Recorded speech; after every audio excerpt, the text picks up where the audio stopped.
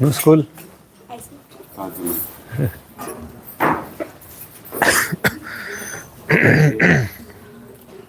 Hare Krishna, Hare Krishna, Hare Krishna, Krishna Krishna, Krishna Krishna, Hare Hare, Hare Ram, Hare Ram, Ram Ram, Hare Hare. Welcome to Bhakti Center.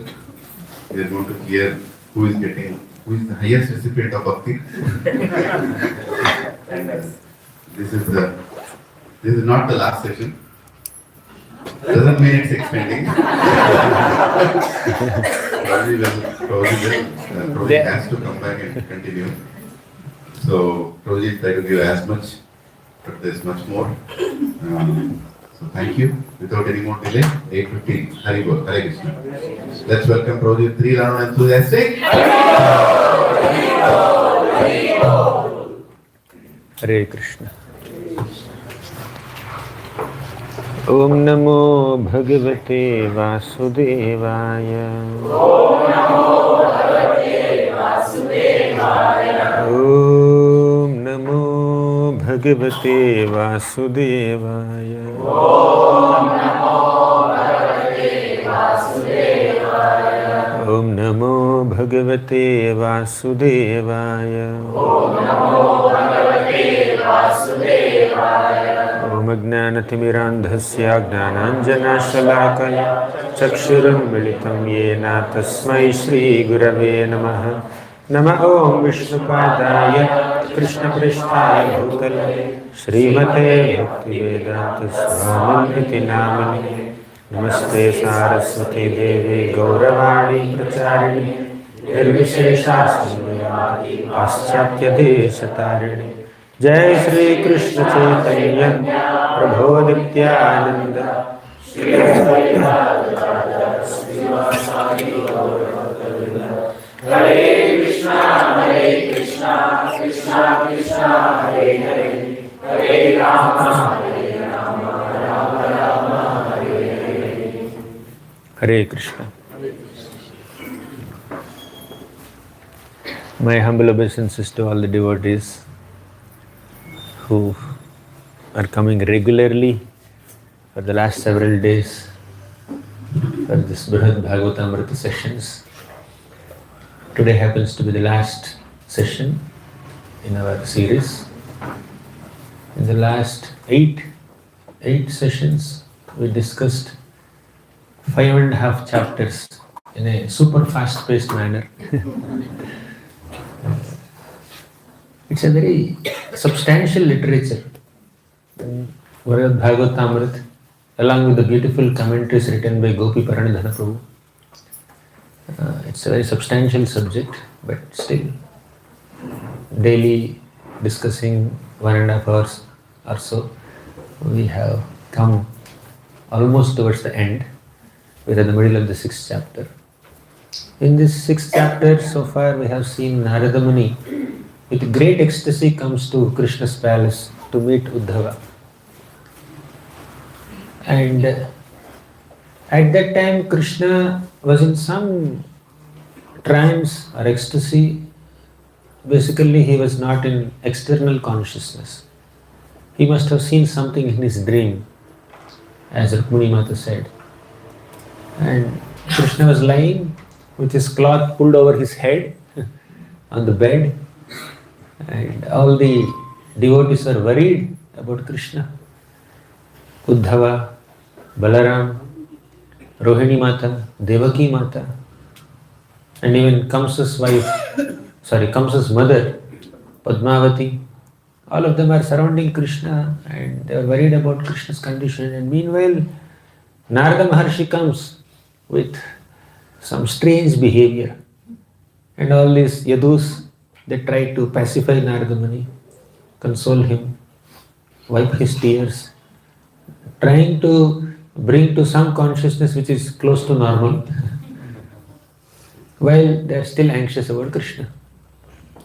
Then Narada Muni is still in that kind of trance. He said, "Can you please get a speck of dust from the lotus feet of Uddhava?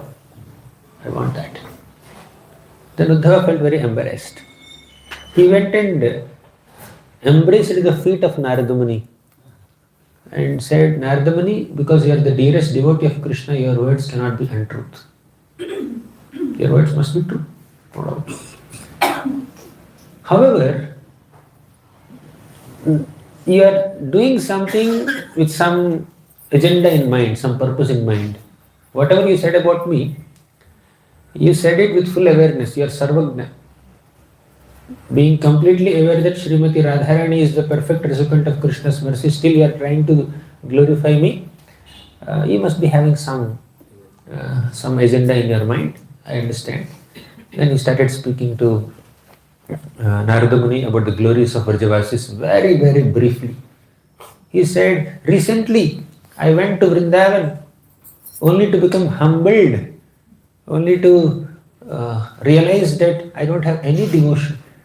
I don't have any affection for Krishna. In comparison to the affection and devotion of the Vrajavasis, my devotion is insignificant. I realized it. And I was aspiring for the dust from their lotus feet. Asama ho charana renu dusham hamsyam vrindavane kimapi gulmalatau shadina.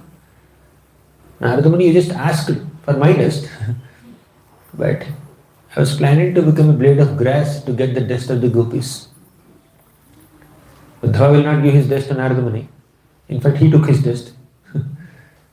And gopis also will not give their dust to Uddhava. So Uddhava thought, okay, let me become a blade of grass to be able to receive the dust on my head. Then, as Uddhava was speaking about the Vrajavasis, he thought, I must be sensitive to the people around me. They should not feel bad that if I glorify the Vrajavasis so much, the people here, they may feel little bad or uncomfortable that they don't have much devotion. To not embarrass them or trouble them. And also some of them could become overwhelmed with an anxiety that Krishna might leave.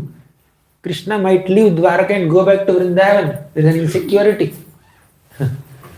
So I should not cause such an insecurity to the minds of these people, Vrajavasis, the Dwarakavasis. So Uddhava kind of restrained himself. But what Uddhava spoke very briefly in front of Krishna, in front of Narada Muni, inspired Rohini Mata to speak. She was overwhelmed with anxiety, overwhelmed with feelings of affection and empathy and sympathy for the Vrajavasis. She said, Vrajavasis, they have given their lives to Krishna. But Krishna neglected them completely. Krishna did not even look at their face, and she spoke the whole thing yesterday evening we discussed. And as Rohini Mata was blaming Krishna for being so neglectful towards the Vrajavasis, suddenly Rukmini came there and said, Rohini Mata, what are you saying? This is little too much on your part to say that. Krishna is neglecting Vrajavasis. Throughout the night he was thinking about them only.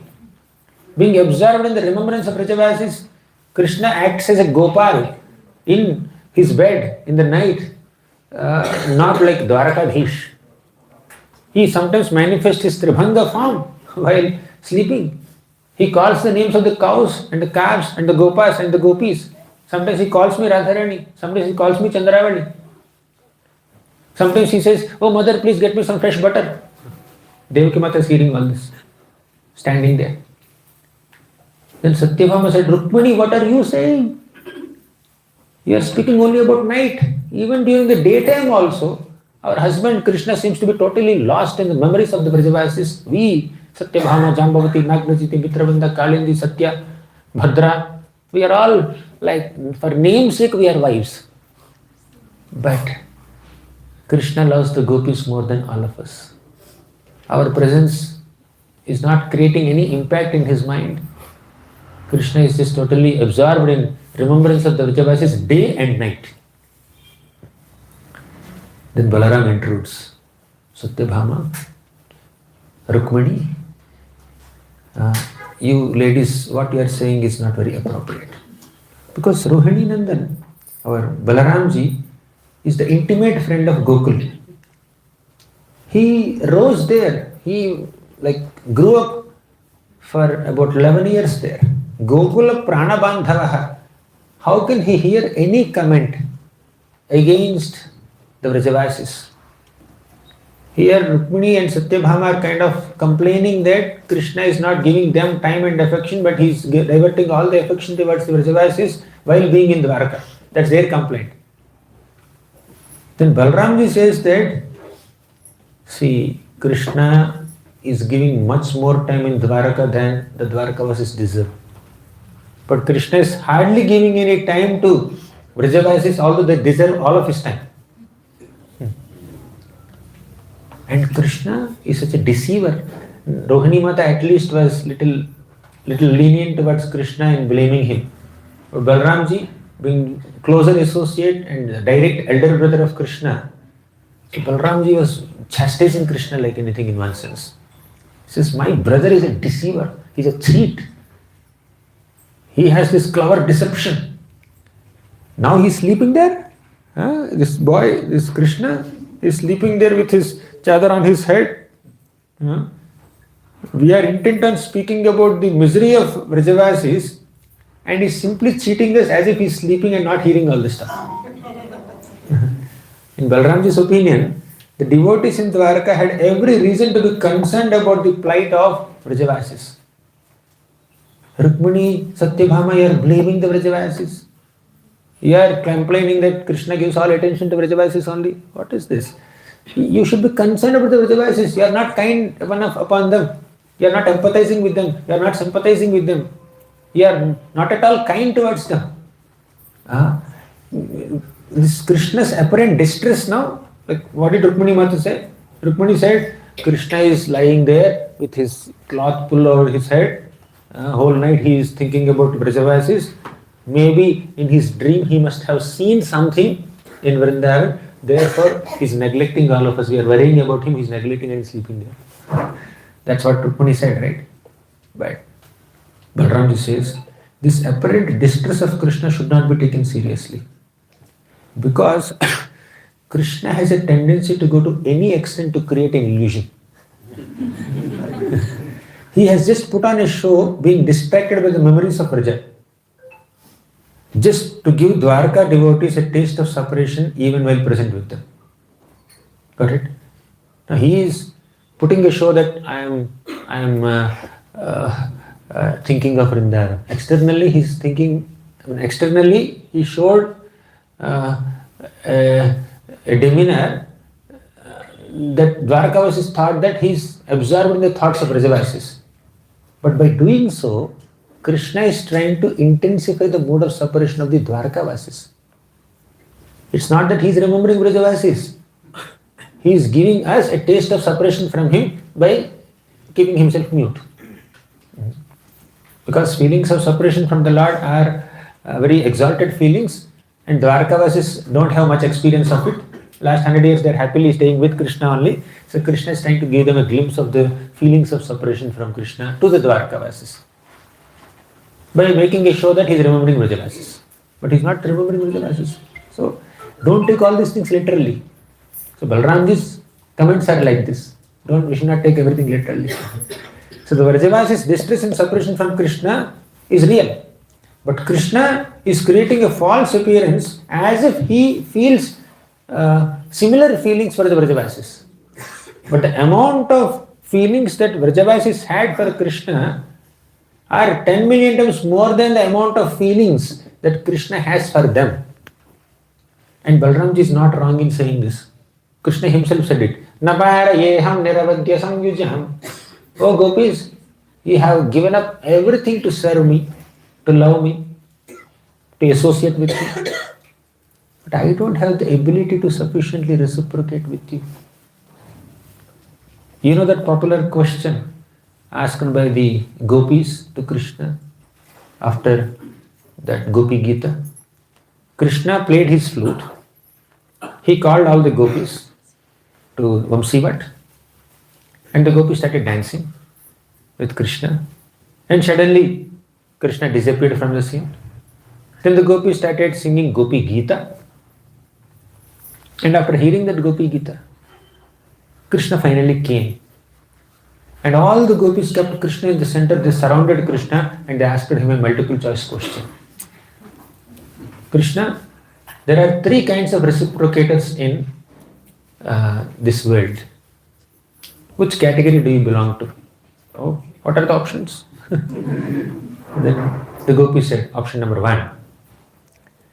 They reciprocate only when you reciprocate with them. When you serve them, they will reciprocate with you. When you give them something, they will give you something. When you don't give anything, they will also not give anything. They are like totally transactional kind of reciprocators. They are like Yathamam Prapadyante category. When you love them, they will love you. When you care for them, they will care for you. That's the first category. Second category. Even if you don't care for them, they will care for you. Even if you don't love them, they will love you. Even if you are not approaching them with love or affection or whatever, still they will shower so much of love and blessings upon you, like parents. Even if the kids don't do much for the parents, parents are always affectionate. An example for the second category. Third category, whether you love them or not, they are neutral. They are indifferent. They will not reciprocate with you irrespective of your approach. 3 categories. 1, 2, 3. You remember what are they? So now the gopis asked Krishna, choose one. Krishna said, I will choose 4. We never gave 4th option because we don't know the 4th option. I belong to the 4th category, not the first 3 categories. Oh, what's the 4th category? Krishna said, I purposely don't reciprocate with my devotees just to increase their loving feelings for me. Because when I don't reciprocate with them, they are in feelings of separation. They hanker for my love more. They long for my union more. They beg for, they plead for, they yearn for, they desire for my association more intensely than ever before. And I wish to see that intensified love in my devotees. Therefore, I don't reciprocate. So I belong to the 4th category. But Krishna said, I don't belong to the 4th category also in one sense. I belong to the 5th category. What is the 5th category? My dear gopis, I don't have the ability to reciprocate with your love. I feel so bankrupt. I think for the amount of love and affection that you showed me, for the amount of sacrifice you have done, for the amount of service you have done, I don't have anything in my treasure house to offer you. Generally, when you accept some loan from someone, they will set a time limit. Okay, within 1 year you finish this loan. Within 4 years, with this easy EMI, you just reciprocate. You just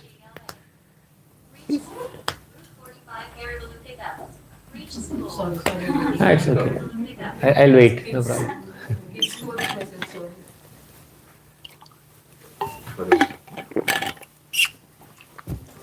So Krishna said that I won't be able to repay you even if you give the entire duration of Brahma's lifetime. Generally, when you are indebted to someone, some time limit is set. There is some time limit for you to repay the loan. But Krishna says, even if you give me that much time of Brahma's lifetime, I won't be able to repay you.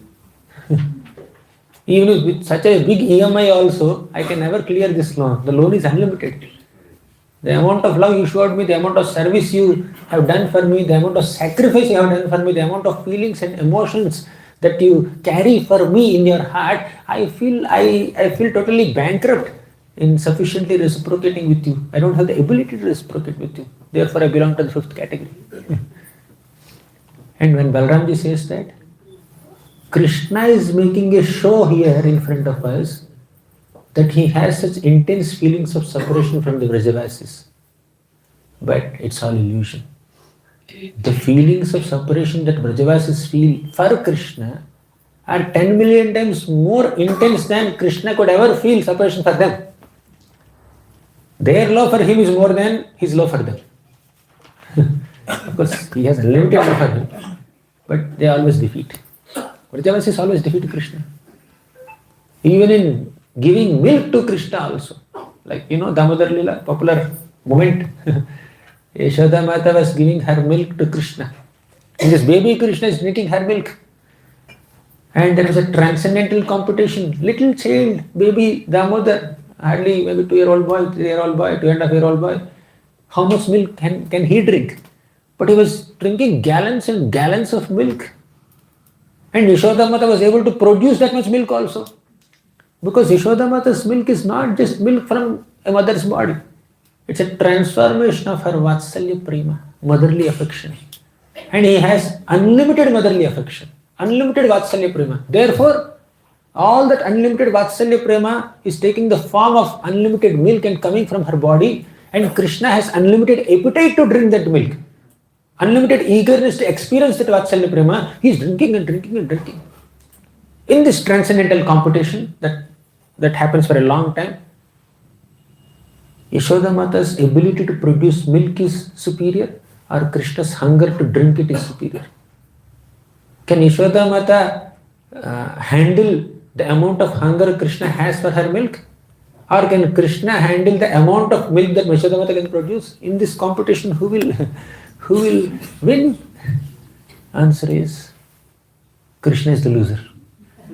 As Krishna is drinking Mother Yashoda's milk, which is a transformation of her love, sometimes some drops of milk come out of his mouth, forming nice rivulets on his bluish face.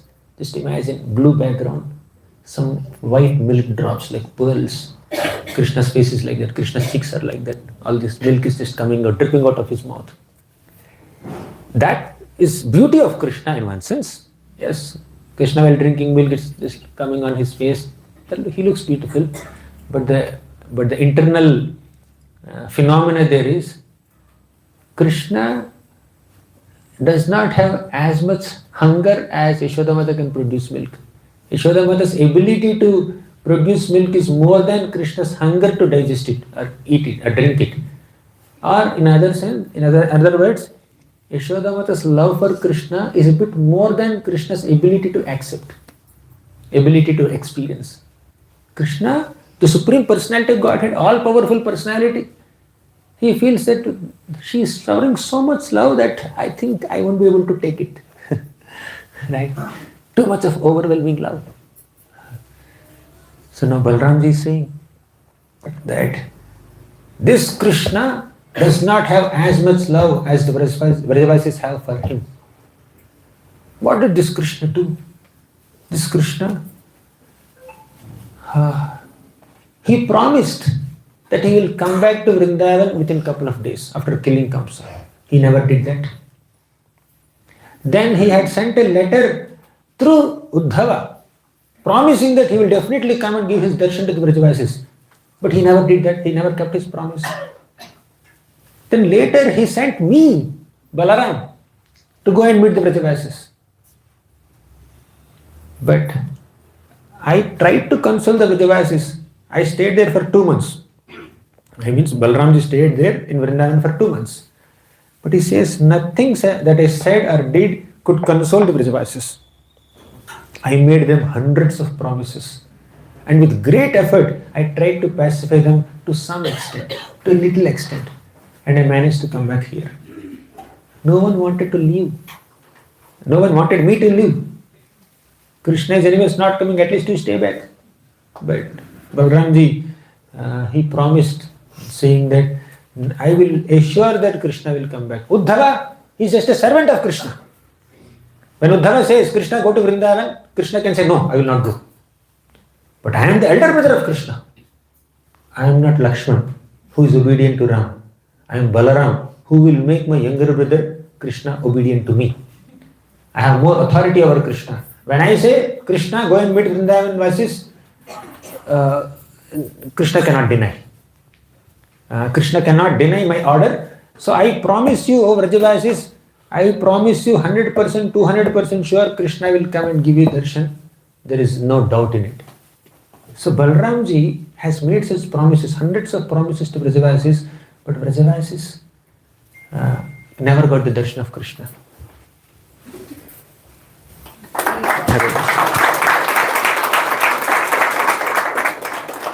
So Balramji gave so many promises. he said, no, Krishna already killed so many demons, but some demons are pending. Jarasandha is still alive. Few other demons are still alive. He will kill them very soon. How long Krishna will take to kill? You have seen Krishna kill so many demons as a small child in Vrindavan. He will definitely kill, and he will come back soon. Immediately he will run here. He will fly here. So Balramji is giving so many promises to Vrajavasis. But all the promises went in vain. Balramji says, I came back here. I informed about the pain of Vrajavasis to Krishna. Krishna never went back to them. He sent Uddhava before. Uddhava came with the same desperate message and begging Krishna to go and meet Vrajavasis, but Krishna did not go. Then I went. I consoled them with great effort. You know what Balramji did? He also performed water sports in Yamuna. He also made the Vrajavasis build new buildings. Some new buildings so that Krishna can come and stay there. Some special accommodations for Krishna are created in Vrindavan so that can Krishna come and stay. And Vrajavasis are making all arrangements. So much hope. They have heard so many promises, but Krishna never came. And I anxiously requested Krishna, Krishna, please find some excuse to go to Vraja. Just once to save their lives. And from his mouth he said, certainly I shall go. But in his heart he was thinking, I will not go. That is Krishna. Indeed, the truth about a person in mind can be known by how he acts. Actions speak louder than words. His words said, yes, I will go. But actions, he's not going. He's not going only. Why? He's indifferent. He's insensitive. He doesn't love Vrajavasis as much as they love him. This Balramji is blame. And please, understand that Balramji is being empathetic and sympathetic towards the Vrajavasis, therefore he is saying all this. This does not mean Krishna doesn't love them. But still, why Krishna doesn't give so much of affection or attention to Vrajavasis is still a mystery for all of us, which will be revealed in the next chapter, towards the end, in Krishna's own words. Not sure whether we'll reach there, but let's try.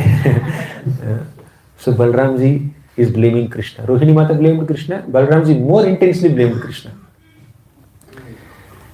Now Krishna could not act anymore. He just got up from his sleep. Right? Till now Krishna was silent in this chapter. He did not speak a single word in this chapter. So Krishna was sleeping so far and suddenly he just took his chadar, just woke up. And Krishna is described by Sanatana Goswami as Priya Prema Paradhina, that Supreme Lord, that personality of Godhead Krishna, who is always loved by his dear devotees. He suddenly got up from bed and came outside. He was loudly weeping. Actually, Krishna is unable to contain the emotions that are stirred in his heart by the words of Rohini Mata, by the words of Balaram, by the words of Uddhava, all three of them. Now, there is a superlative, intensity in the way they spoke. Uddhava had an experience of visiting Vrindavan and staying there for a few months. And Rohini Mata actually stayed there for 11 years with a lot of association, personal association of Krishna, giving Krishna milk, raising Krishna, dressing Krishna, just like whatever Yashoda Mata did for Krishna, Rohini Mata also did. So Rohini and Yashoda, they both are like two mothers of Krishna and Balaram.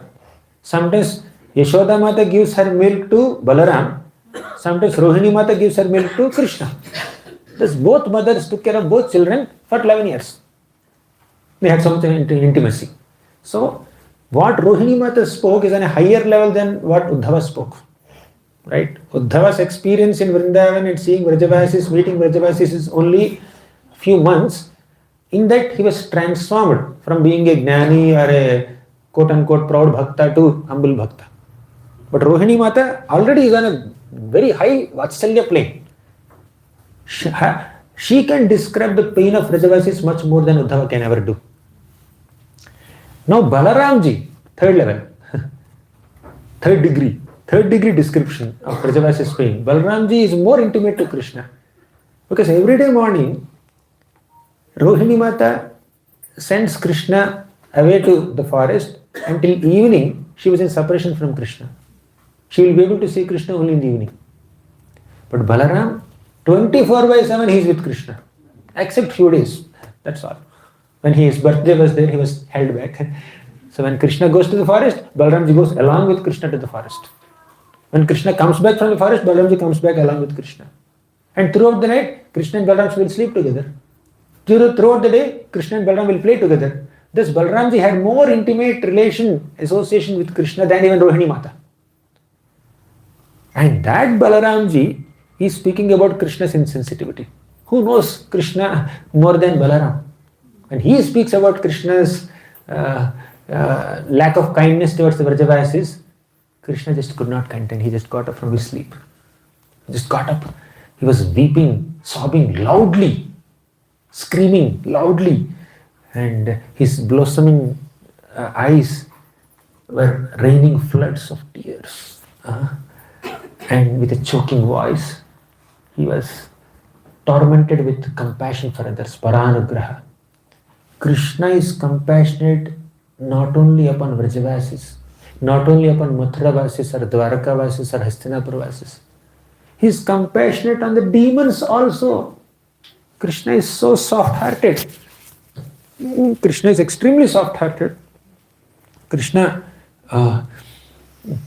heart pains and weeps when he sees anybody in suffering. When all the conditioned souls are suffering in this material world, Krishna is crying for all of us there. He has so many emotions. When Duryodhana was lying in a pool of blood with his thigh broken by the gada of Bhima, Krishna looked at him. He felt compassionate on Duryodhana, I told you so many times. I personally came and advised you to just make friendship with the Pandavas, stay together, united, be happy. But you arrested me. You never took my advice. Now we are in this condition. I'm not happy seeing you like this, but what can I do? When you have made a conscious choice of choosing adharma. So Krishna is empathetic even towards Duryodhana. Why can't Krishna be empathetic towards Vrajavasis? And why is Balaramji describing Krishna's quote-unquote cruelty and unkindness, unkind behavior? Because the intensity of Balaramji towards, intensity of love that Balaramji had towards Vrajavasis. It's not a literal criticism of Krishna. It is an affection for the Vrajavasis. And that does not offend Krishna.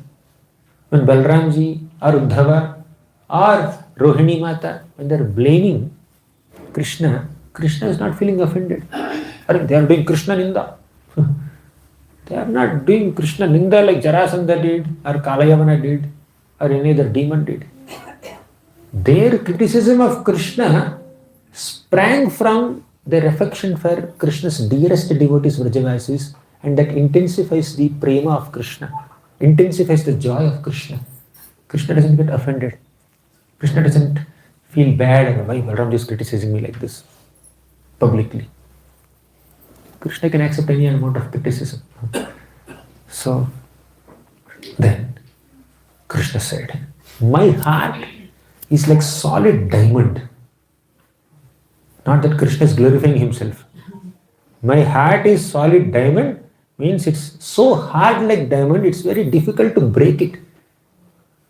Because my heart is so hard, it did not split into half despite hearing such a painful description of Rohini Mata and Balaramji also, and despite knowing it. Earlier, Rohini Mata was brought from Gokul to Mathura by Vasudeva. At that time, Rohini Mata spoke to Krishna. Yashodamata is missing you. Radharani is missing you. All the Vrajavasis and your cows and calves and Sridama, Sudama, Stoka, Krishna, Madhumangal, they are all missing you, Krishna. Krishna's heart did not melt. Later, Uddhava went, personally witnessed Vrajavasis' emotions and he communicated them. Uddhava, when he came back from Vraja to Mathura, Uddhava narrated what all happened at Vrindavan to Krishna for several months. He stayed there for several months. He came and gave an update of what he has seen for several months. Some of these descriptions of emotions cannot be summarized in brief. Because these Vrajavasis felt some emotions and Uddhava is narrating their emotional expressions. While doing so, he is becoming emotional. The emotions are becoming double. Now a scene or an incident must have happened for 2 minutes. You have witnessed it. And you are impressed with that incident. Or you are pained by that incident. Or you became joyful by that incident. When you start narrating it, the incident must have happened for 2 minutes. You will describe it for 20 minutes. Isn't it?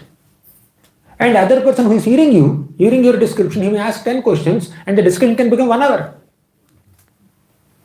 And a small emotional expression of one Vrajavasi can be described for one full lifetime of Brahma by a sincere devotee who can understand his emotions.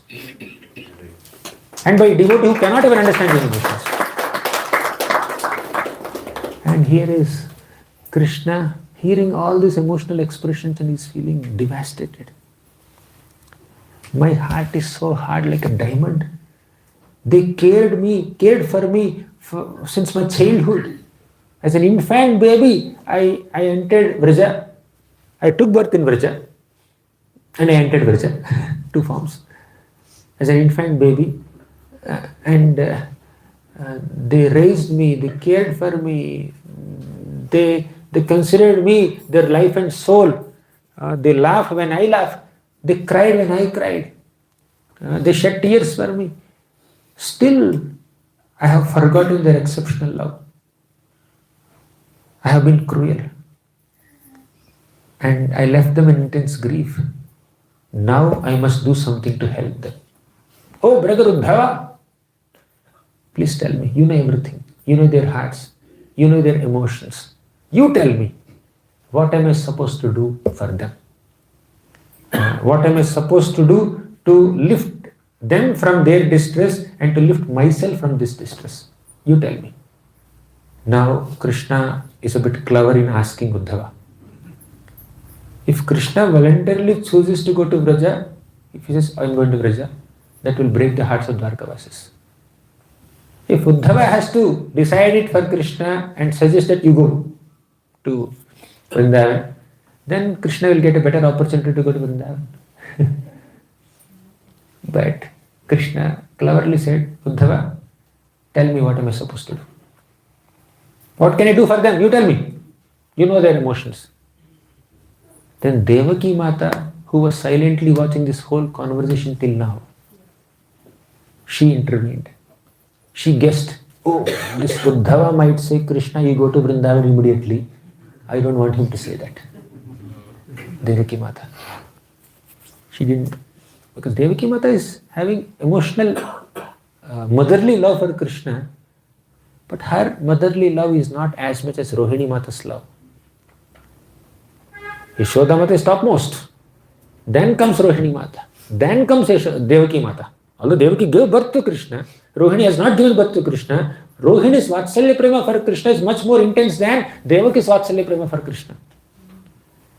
Because of Rohini's connection with Vrindavan. Because of Rohini's intense friendship with Yashoda. So, Devaki Mata immediately intruded and said, oh, Uddhava is going to suggest, internally she was thinking, Uddhava is going to suggest that Krishna must go to Vrindavan. But she kind of not manipulated, I would say, she gave a purport to Krishna's question. Oh, Krishna is asking Uddhava, what can I do for Vrajavasis? Then Devaki Mata gave a different perspective to that question and said, oh yes, Krishna, you should give whatever they want. Means whatever gifts they want, whatever jewelry they want, whatever wealth they want, whatever they want as a gift, you can always give presentation, right? A gift. Then Padmavati, Kamsa's mother, she intervened. Oh, Devaki Mata is saying that Krishna can give whatever he wants to the Vrajavasis. That means Krishna is going to empty the opulence of Dwaraka and give everything to Vrindavan. He is going to vacate my husband Ugrasen Maharaja's treasure house. No. Krishna should not be doing this. See, Padmavati is totally a misfit in this whole conversation. But she has to be there. And in the next chapter, Uddhava sidelines her. Takes her aside. You are not understanding the emotions only. Whatever you say is a tangent. Totally in a tangential direction. So she comes and says that, oh, Krishna is going to give all the opulence of Dwaraka to Vrajavasis. I must protect my husband's wealth, and I must save Krishna also. Because of her old age or whatever, she lost her judgment. She is unable to speak properly. Nevertheless, she had her own affection for Krishna in a different way, although Krishna killed her son. She wanted to keep Krishna back in Dwaraka. She wanted to keep all the opulence of Dwaraka in Dwaraka only, not give much to Vrajavasis. So she said, okay, Krishna, why are you lamenting? We understand. They took care of you nicely. They raised you for 11 years. Wonderful. So I will ask Gargamuni. He's a wonderful astrologer. He knows all wonderful calculations of planets also. For such an exalted astrologer, making a calculation of how much money we need to pay to Vrajavasis for giving you accommodation and prasadam for 11 years, he can get some accounts, right? He can settle the accounts nicely.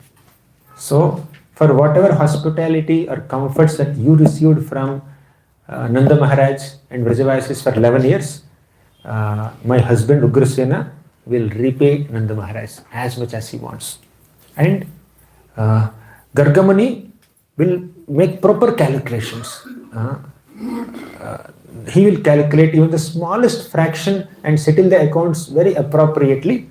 And if Nanda Maharaj wants little more also, we can accommodate. But Gargamuni is parka in his calculations. He will not give 1 rupee also extra. And Nanda Maharaj, we know, he is also a very sincere person. He will not accept more. That's even better for us. But even if he expects something more, we can give double also, not an issue. Double payment we can give. But one thing is, you also stayed there and served their cows, right? They gave you prasadam, they gave you accommodation, but you worked for them also. You took their cows all the way to the forest. Whole day you are herding them. Did they pay you? They didn't pay you. But we are ready to relieve them of that payment. Right? He need not pay. Let him pay or not, he can decide. If he wants to pay, fine. So what we have to pay them, if it is more than what he has to pay us, fine, we'll give that much extra money only. But if he is unable to pay, he is unwilling to pay, no problem, we'll relieve him of that. We will only give the money. But you stay here. But don't give them more than that. So it's not proper. Total tangential proposal or perspective in such a situation that may bring some smiles on our face, but it irritated the people there. Like, see, Uddhava meant that Krishna should go to Vrindavan, and Krishna also meant that only. But Krishna is a little diplomacy. Let me not say that I have to go. Let Uddhava recommend that I should go. Then Devaki took this opportunity to say that you don't go, you give them something. And what is that something? Padmavati is deciding. And Krishna asked Uddhava. Now Krishna, he's a great diplomat, right? Sometimes. Krishna acted as if he has not heard what Padmavati said. Padmavati is proposing something, Krishna kind of ignored.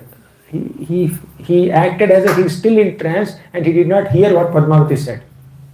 Krishna said, Uddhava, I asked an advice. Tell me, what should I do with Vrajavasis? What can I give to the Vrajavasis? Tell me whatever they desire. No, Uddhava started misunderstanding Krishna. Krishna acted as if he has not heard Padmavati's desire, Padmavati's proposal, but he also says, Uddhava, you tell me what Vrajavasis desire. I will give whatever they want. There also Krishna indirectly intended that I want to go and give my personal association only. But when Krishna said, tell me what can I give them, then Uddhava took that as, oh, Krishna is still cruel. He's not. He's planning to give them something only, give some gifts only, the way Padmavati has proposed. But they will not accept anything other than your personal association. They want your lotus feet. They don't want any opulence. Vrindavan is Chintamani Dham. So Uddhava, just in his ecstasy, in his empathy for the Vrajavasis, he took Krishna's statements on face value. He only took the external meaning. He kind of could not catch the internal meaning of Krishna, and he said, Krishna, you are planning to give some gifts to Vrajavasis? Huh?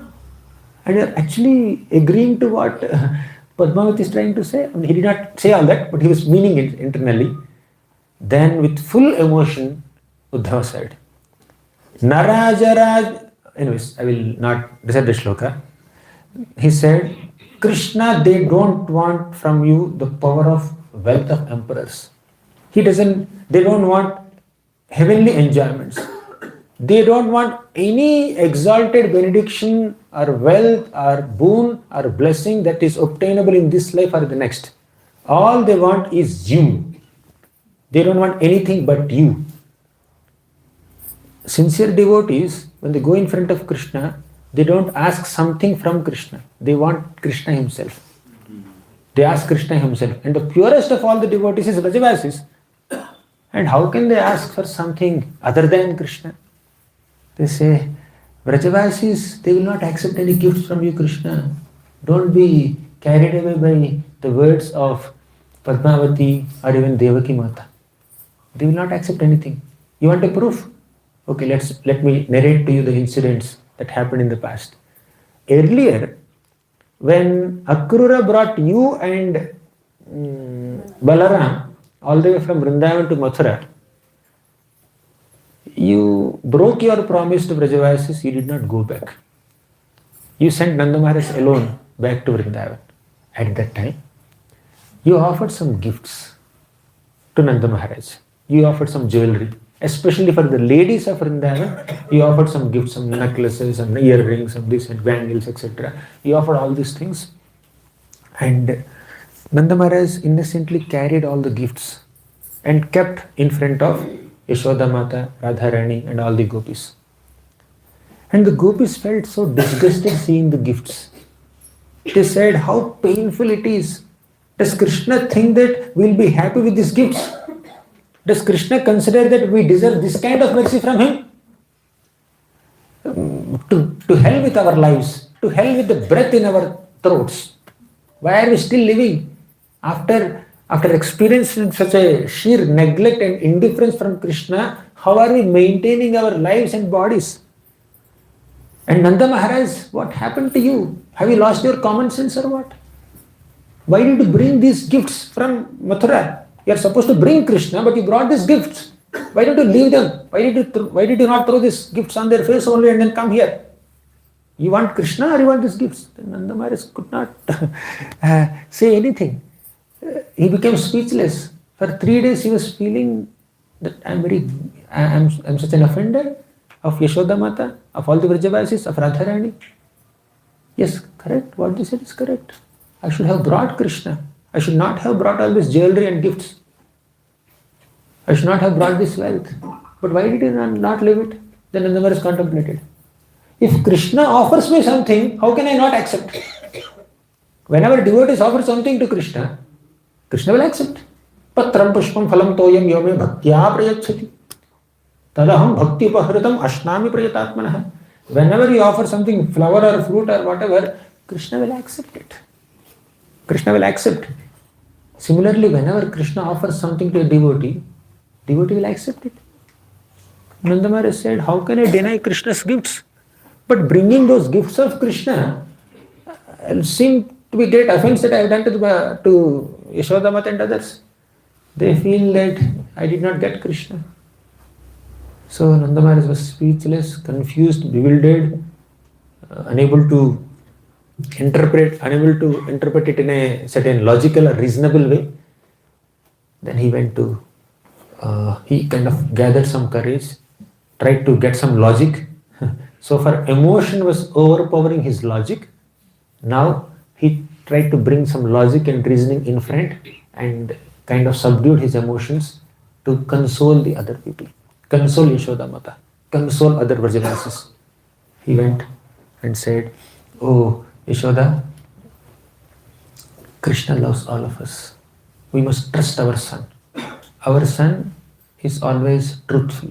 He never says false statements. He promised that I will come back. But somehow he had some obligations. What are the obligations? He just killed Kamsa. But Jarasandha is still there. There's a big threat to Mathura city because of Jarasandha. At any moment he can come with 23 Akshahunyas of armies and attack Mathura. And if Krishna is not there, who will protect Mathura? Therefore Krishna had to stay back. And when he had sent all this jewelry and gifts, presentations, it's not that he is valuing your emotional motherly love with these things. It's not that he is making a payment for the accommodation or for whatever facilities we have given them. Not like that. He is sending all these gifts as tokens of love. This necklace you see here, this is a symbol of Krishna's love for you. This earring you see here, this is a manifestation of Krishna's affection for you. It's his gratitude for your motherly affection. Don't think it's a payment. So see the emotion of Krishna behind these gifts. Don't get offended by this. Like that he used some logic and all and said these are prema chihna. These are symbols of love, not payments or not settling accounts. Then innocent Vrajavasis, simple-hearted Vrajavasis, they trusted Nanda Maharaja's words. They believed. They are Sarala Manasaha. Sanatana Goswami uses this word, Sarala Manasaha. All of us also are supposed to cultivate this Sarala Manasa, simplicity of heart. So, out of their simplicity, they were thinking about Krishna's love and they accepted the jewelry, they put it on their bodies and they thought, when Krishna returns, he will see us wearing these necklaces, wearing these earrings, wearing these bangles. He will be very pleased that, oh, my beloved Vrajavasis are wearing the jewelry that I have given them. They are following my instructions and being impressed with our dedication and obedience, he will stay here only. With that expectation, with that hope, they accepted jewelry. This is exclusive surrender. Even if Krishna wants to diplomatically manipulate the emotions or maneuver the emotions of his devotees, devotees are so simple-hearted that they will act as subservients of Krishna. They don't use their chaturata or cleverness. They're simple-hearted. They just accept it. And Uddhava is narrating all this. See, Krishna, if you send some gifts to the Vrajavasis, then this is how they will respond. Then Vrajavasis trusted Nanda Maharaja's words. And after that, you did not go, you sent me. And I gave some promises. And they trusted my words also. But when I went, before they trusted my words, I had to struggle a lot to console them. Because when they saw a Mathura chariot coming to Vrindavan, they were expecting that you will get down. But I got down, your Xerox copy. I look like you. From a distance, some Krishna is coming, but it's not Krishna. It's a servant of Krishna, a messenger of Krishna. He is a simple servant or cousin of Krishna. So they were devastated, but you never came. You sent a message with me instead. And hearing that message, and what did Krishna write in that message? Krishna wrote. It's there in the Bhagavad Gita episode of the 10th canto.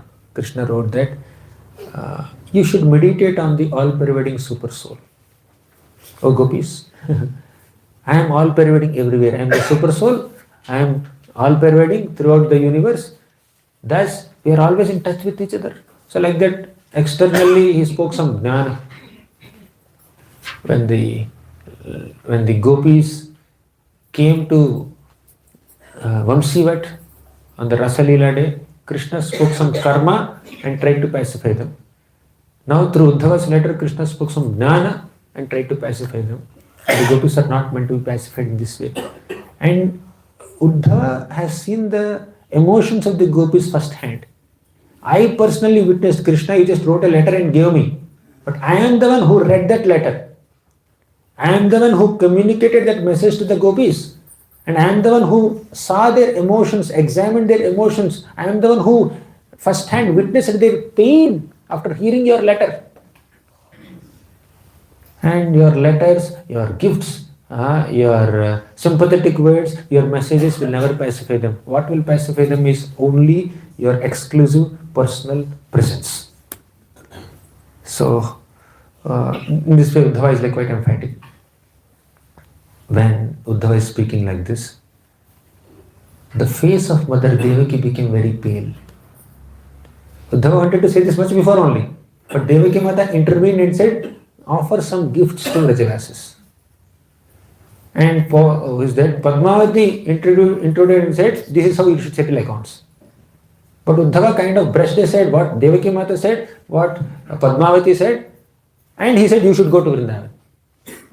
So hearing Uddhava's appeal, Devaki Mata and Rukmini Devi, Satyabhama, and all the queens of Krishna and all the ladies there, their faces became pale. Their eyes are filled with tears. They were fearing imminent separation from Krishna. Who Uddhava is advising that Krishna should go to Vrindavan. Now Krishna will go to Vrindavan. What will happen to us? All the 16,108 queens of Krishna, all the 18 mothers of Krishna, and other ladies in this palace, and men also, especially ladies, they were feeling Krishna may go away, Krishna may go away. What will happen to us?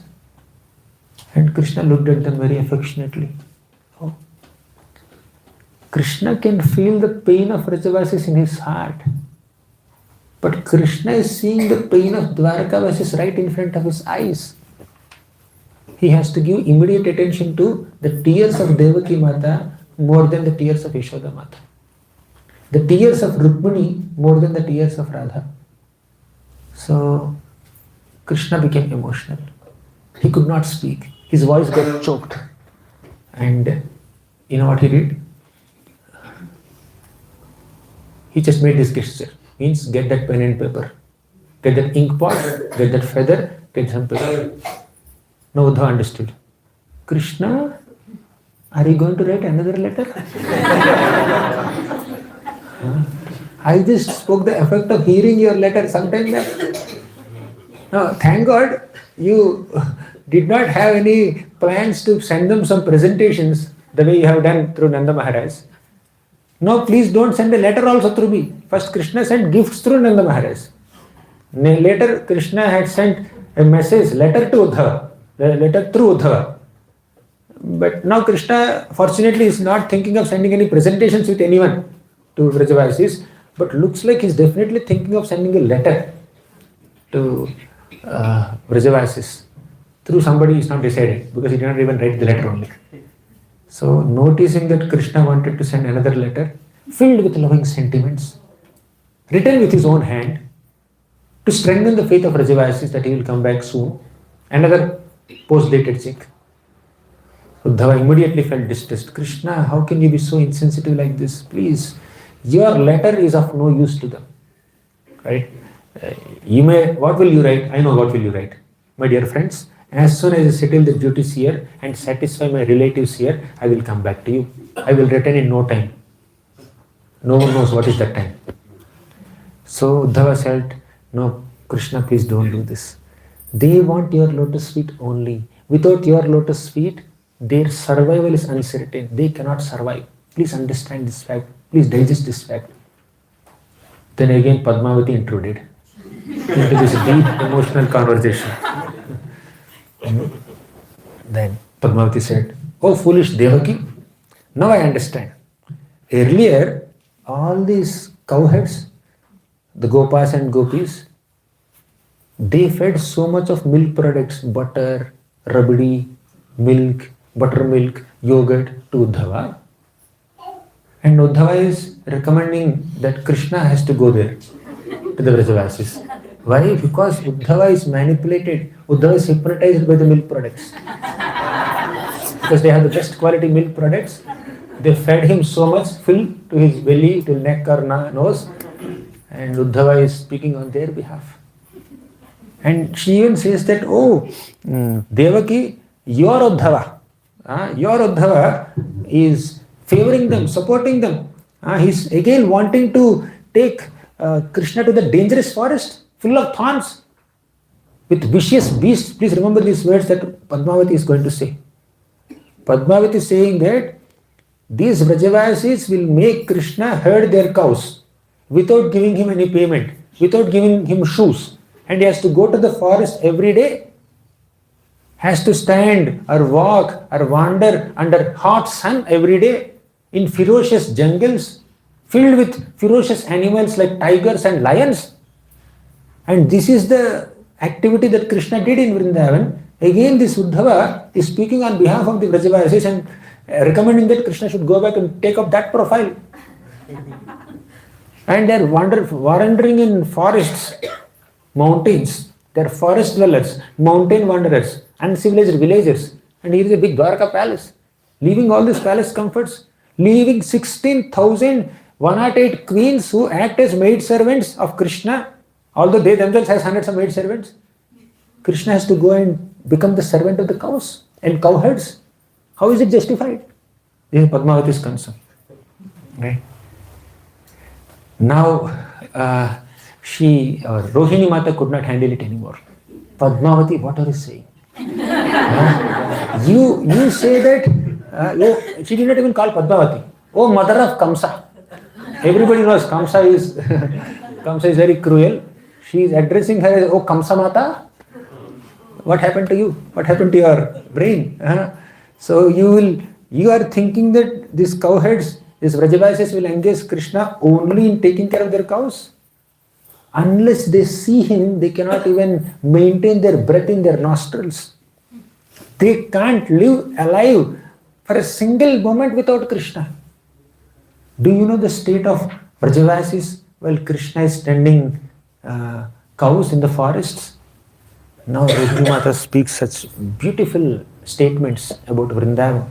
So basically, Padmavati made two statements. Although her spirits are not very great, but we are grateful to her for making these two statements.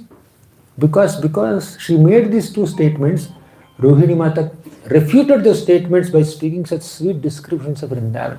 What's going to come up next in the several verses is very heart-touching description of Vraja.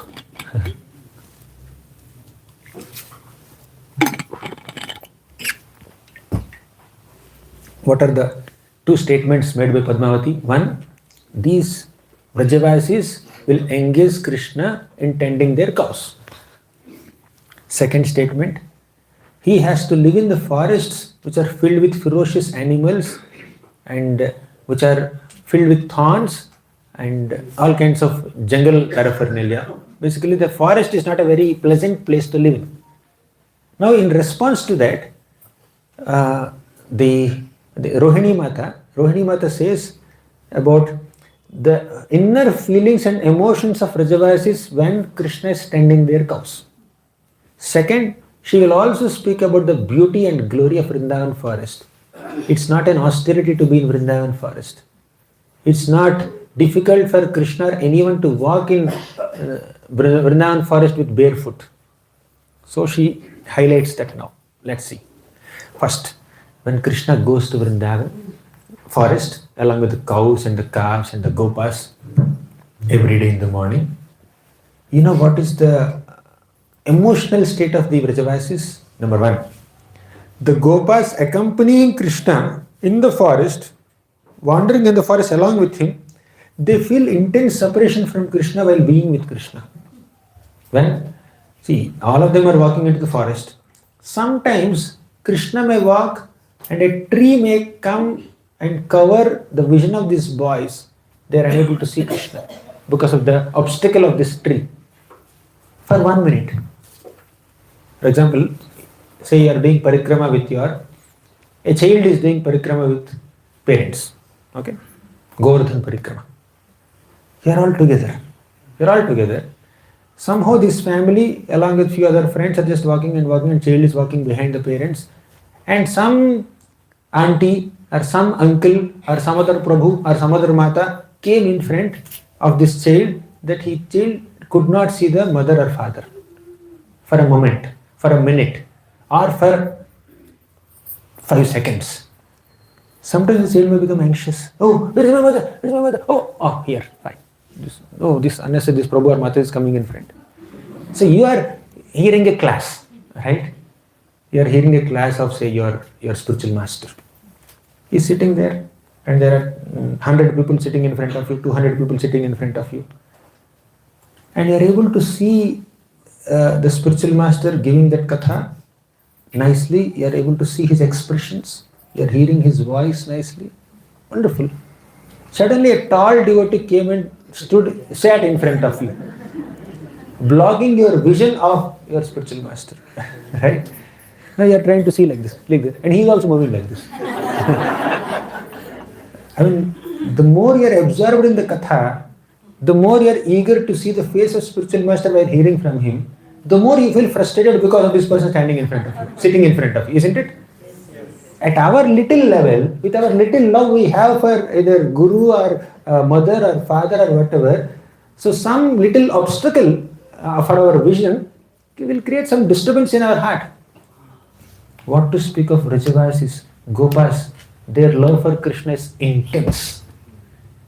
When they are walking into the forest along with Krishna, sometimes as Krishna is walking, some tree may block their vision, some bush may block their vision. Or there's a pathway like this. There are some trees whose leaves may just extend into the pathway, and because of this big leaf, palm leaf coming like this, or some other leaf coming like this, and Krishna is just moved, and they are unable to see Krishna's form completely.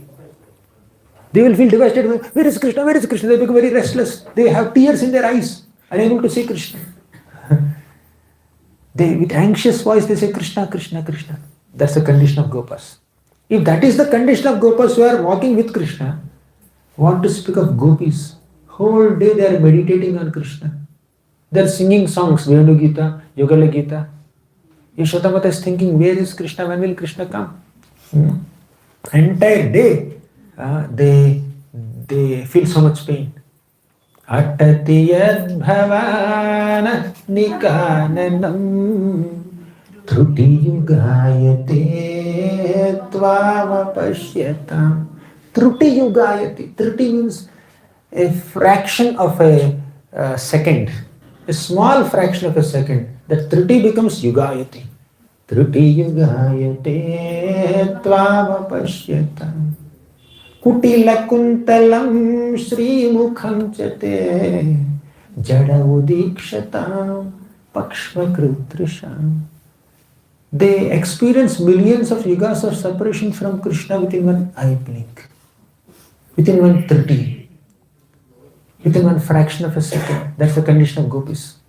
Whole day from morning till evening, they have to be in separation from Krishna. And Padmavati, you are seeing that they are cruelly engaging Krishna in the service of the cows and sending him into the forest every day. This is what they feel when Krishna is in the forest. And this is separation of cows also. Cows also cannot handle it. Throughout the night, the gopas are in separation from Krishna. Sometimes these gopas come, little gopas come. In the middle of the night, 1 a.m., 12 a.m. or 12 p.m., they'll come to Yashodamata's home and say, "Thak, thak, thak, thak." Yashodamata will open the door. Who? She'll get up from sleep and then, who is that? She will open the door and she doesn't see anyone. She'll look down, there's some kids there. They say, "Krishna, let's go. Let's go to the forest. Pack your lunch bags." Then Yashodamata says, "This is 1 a.m. in the night. You go and sleep. Let me sleep. Let Krishna sleep. Let Balaram sleep. Get up in the morning, you come here, then I'll send Krishna." That's the condition of the gopas throughout the night. And gopis, oh my God. Yado hane vahane mathano palepa prinkankanar bharudito kshanamaarchanado gayanti chaina manurakta dhiyo shrukantyo dhanya vrajasturya urukrama chittayanaha. Whatever they are doing, simple household duties of taking care of their crying babies and cleaning their homes, cooking, while doing all their simple household duties, throughout the day they are thinking about Krishna. What Krishna must be doing in the night, at this time in the forest. And once Radharani felt, I am not a boy, I am a girl, therefore I cannot go to the forest along with Krishna. Let me dress myself like a boy. She wore the dress of Subala. Her face and Subala's face resemble closely.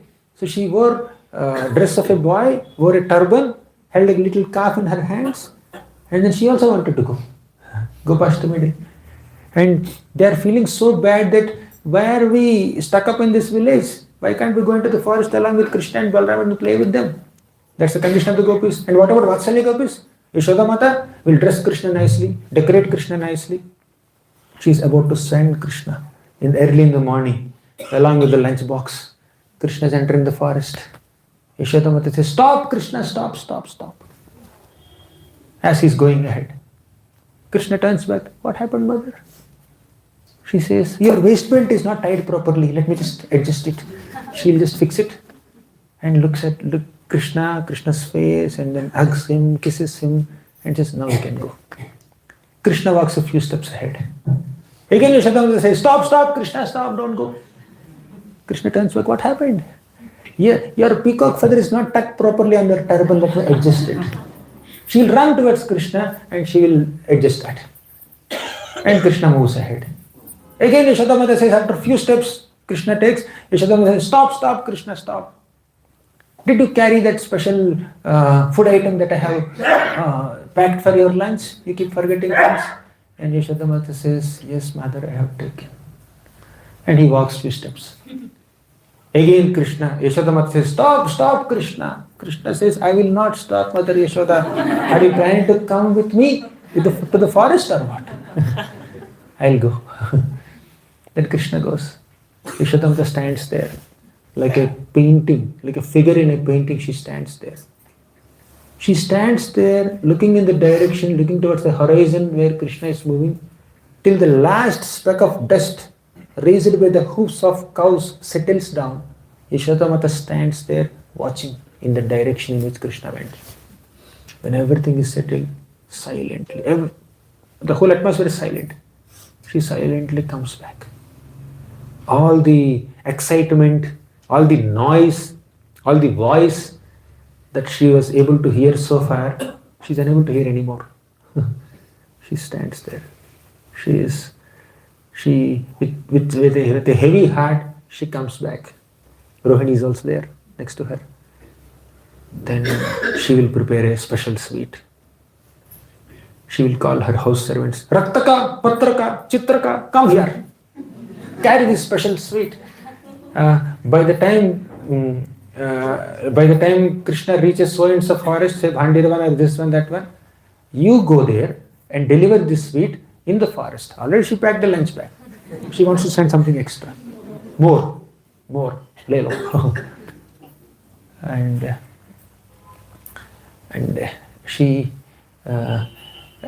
after she sends, after lunchtime, she's constantly looking at the sun. When will the sun set? Sun, what are you doing there? Come down fast. How long will you stay there? To scorch my little son's face. She is waiting. Meanwhile, the younger gopis come to Krishna, come to Mother Yashoda. They say that, oh, Yashoda Mata, you know what Krishna does in the forest? Yeah, please tell me. I'm missing him. Let me hear something.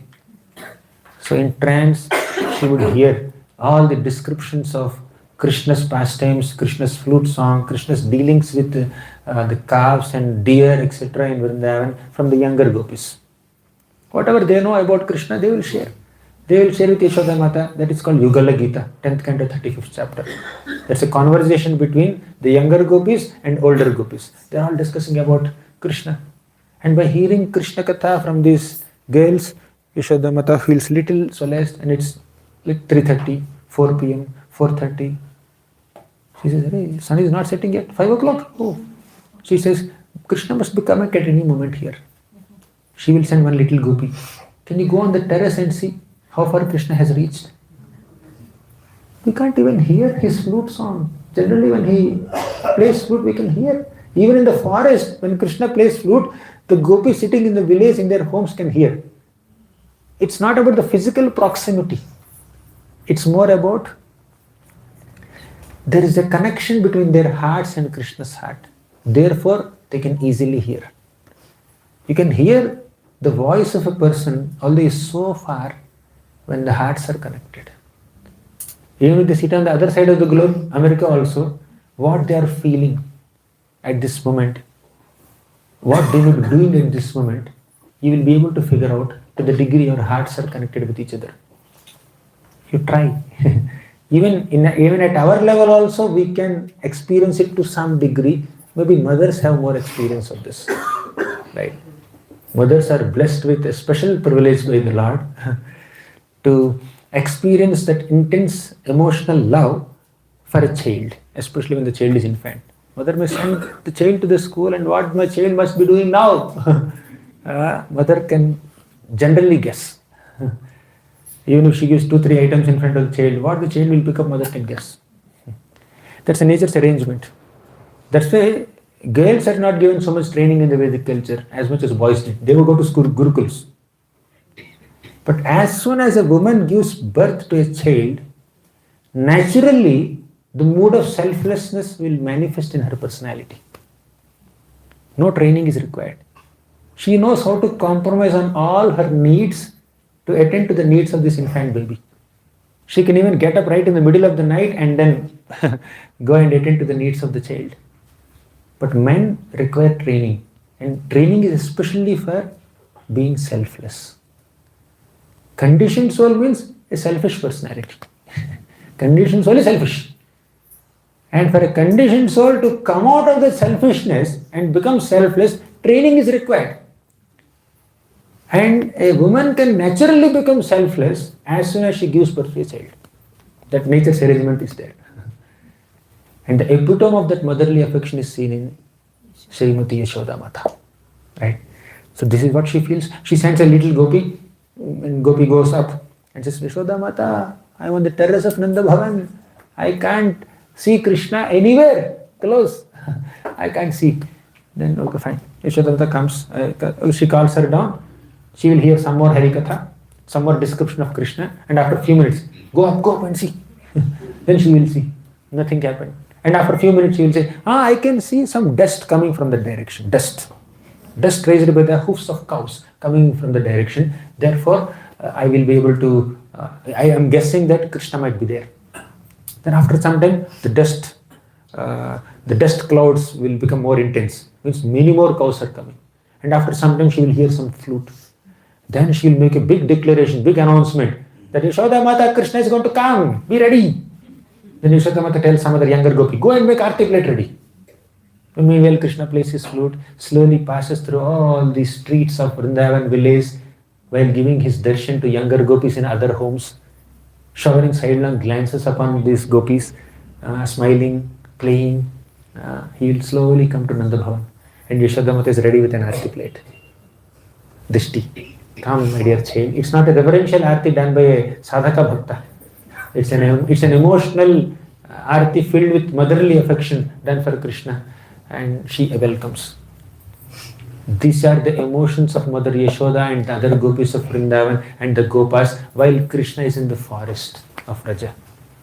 Padmavati, you are saying that they are using Krishna, they are exploiting Krishna by sending him to the forest barefoot.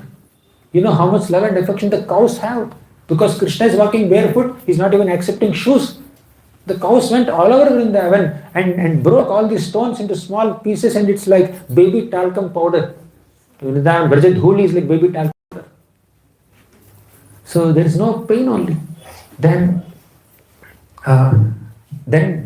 Rohini Mata starts describing the forests of Vrindavan, the lakes of Vrindavan, the river Yamuna, river bank of Yamuna, and long description. I am unable to go through all of it, but let's recite one shloka. How tending cows is very easy in Vrindavan. Rohini Mata says, it's 111 shloka. Vrindaranye Vrajabhuvi Gavam Tatra. This is a different, longer one. Vrindaranye Vrajabhuvi Gavam Tatra Govardhaniva Vrindaranye vraja bhuvi gavam Tatra govardhaneva Naste himsa harana rahite Rakshakasyapyapeksham Gavo gatsvoshati vipina Gavo gatvoshasi vipinata Tamahishyadi yuttaha Svairam bhuktva sachalaya yavasam Sayamasyanti vasam Vrindaranye vrajabhuvi gavam. In Vrindavan forest, which is like the real place of cows, there is Govardhan mountain region, there is Vrindavan forest region. There, Nashte Himsa Harana Rahite. This land of Vrindavan is devoid of any himsa, any violence, any death, any thirst, any hunger. In such a place, there is no possibility of any theft, no danger for the cows. Cows are always safe. Nobody would even bother to watch over the cows in Vrindavan. And the cows simply go to the forest on their own, along with the little goats and buffaloes and other domestic animals. They all go on their own and they eat grass, they drink water as they like, and they come back on their own. And what are the gopas doing? They're playing. Whole day they're playing in the forest. They are not specifically taking any anxiety to protect these cows. So Padmavati is saying that Krishna is being engaged or exploited in tending these cows, but actually Krishna is not doing anything there. He's only playing whole day. So Vrindavan is always protected. Then Padmavati replied, Rohini, you are saying about the feelings of separation of all the Vrajavasis when Krishna is away tending cows, and you are talking about the Vrindavan lakes and other ambience of Vrindavan. But you are a child, you don't know much. For Padmavati, Rohini is also a child. For Rohini, Krishna is a child. So you child, if what you say is true, then why do we hear that the cows and other domestic animals in Vrindavan are dying now because no one is there to take care? Rohini Mata doesn't answer this question, but Acharyas answer this question. The cows and other domestic animals are dying in Vrindavan out of separation from Krishna, not because no one is there to take care of them. Right? They are in Vipralamba Bhava. And the danger of dying is also a false appearance, because Vipralamba Bhava cannot cause death. Because this Vipralamba Bhava, feeling of separation from Krishna, is the highest manifestation of Krishna Prema. And that's not a cause of pain, that's a cause of intense absorption in Krishna, love of Krishna. So, then at this moment, Balramji starts speaking to Krishna. Krishna, don't write a letter. Krishna, don't send any gifts. You please go. That's the essence of what Balramji says. He says that the agony of separation from Krishna is indescribable. The animals, the birds, trees, grasses, creepers, bushes, rivers and mountains in Vrindavan have all dedicated their lives to Krishna. Balramji is saying, Krishna, they have given their lives to you. And now they are wasting away, they are on the verge of death. And people lost their hope completely.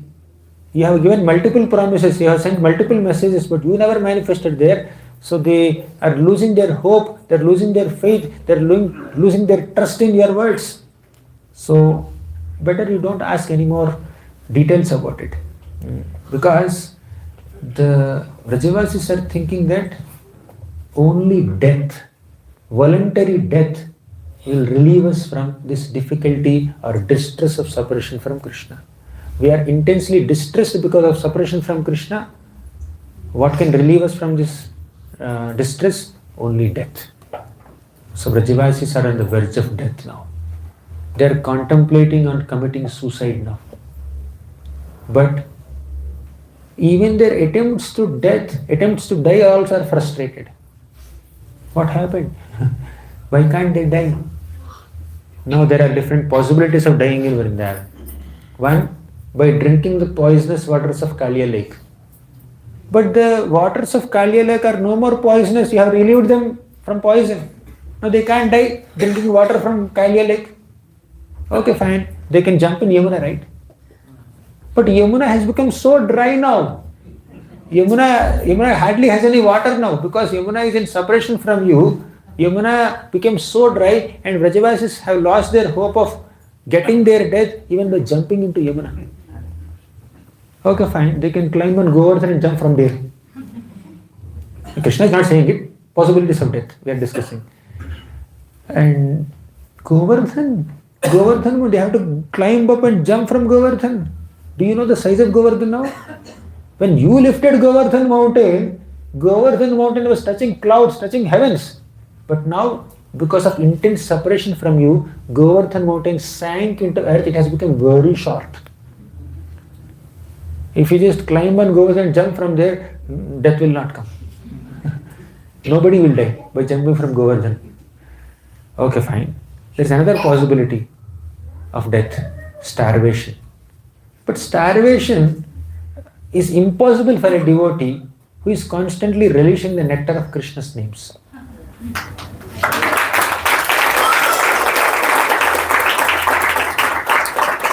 Because the gopis are constantly remembering you and your names, they cannot starve. Even if they don't eat also, they are constantly nourished. That Krishna Kathamrit, Krishna Namamrit will constantly nourish them.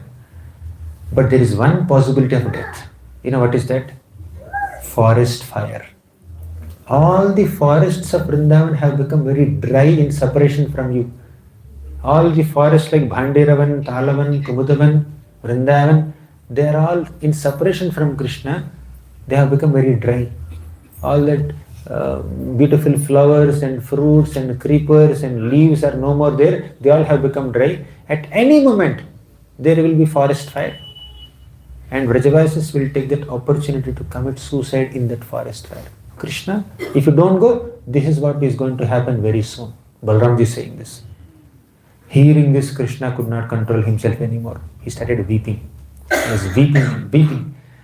He is paradukha kataraha. He feels so much pain hearing about the pain of others.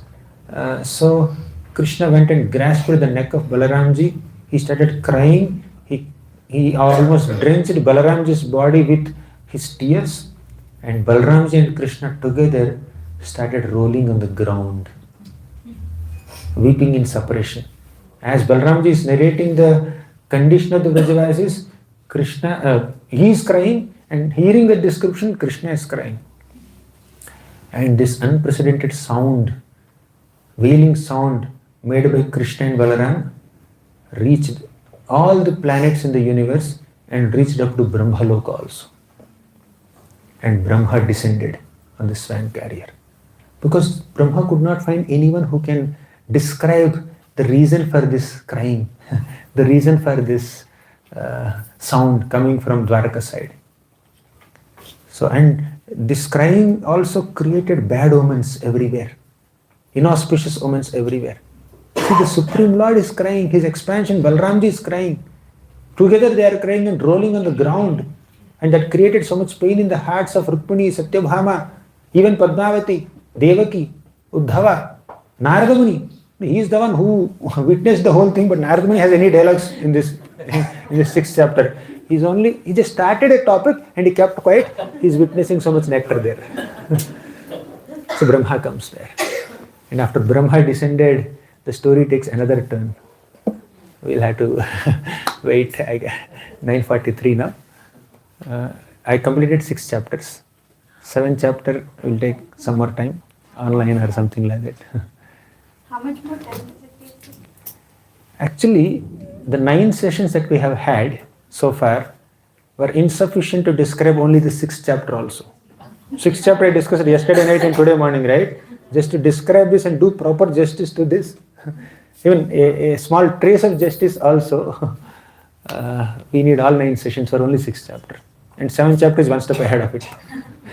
So how much time is I can summarize in 2 minutes also, and 2 hours also, and 20 hours also. Can you give us the summary in 2 minutes and then take online sessions again? Okay, fine. No online. No online. Prabhu, can you give the No online. key synopsis of 7th chapter? What Yeah. Krishna was communicating to them? Yes. I'll speak now. Just few minutes. I will summarize. Krishna was communicating this. I told that we want to say the reason like why Krishna is not going to Vrindavan to God. Uh,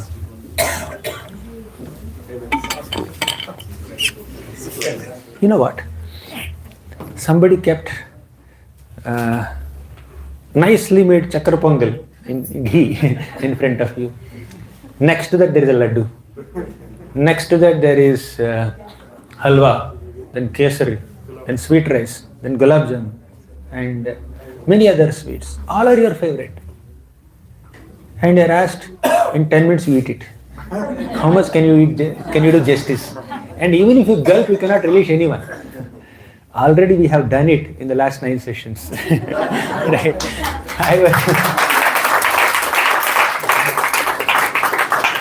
Because like, it's a substantial scripture. You have the book, Mataji, you can show. See that. This is smaller book, I think. First volume only. There are 3 volumes. Sir. 3 volumes. The first volume. In the last 8 sessions, we discussed 80% of this book. Can you just imagine? Did you ever read a book of this magnitude in 8 hours or 9 hours? We tried to do that.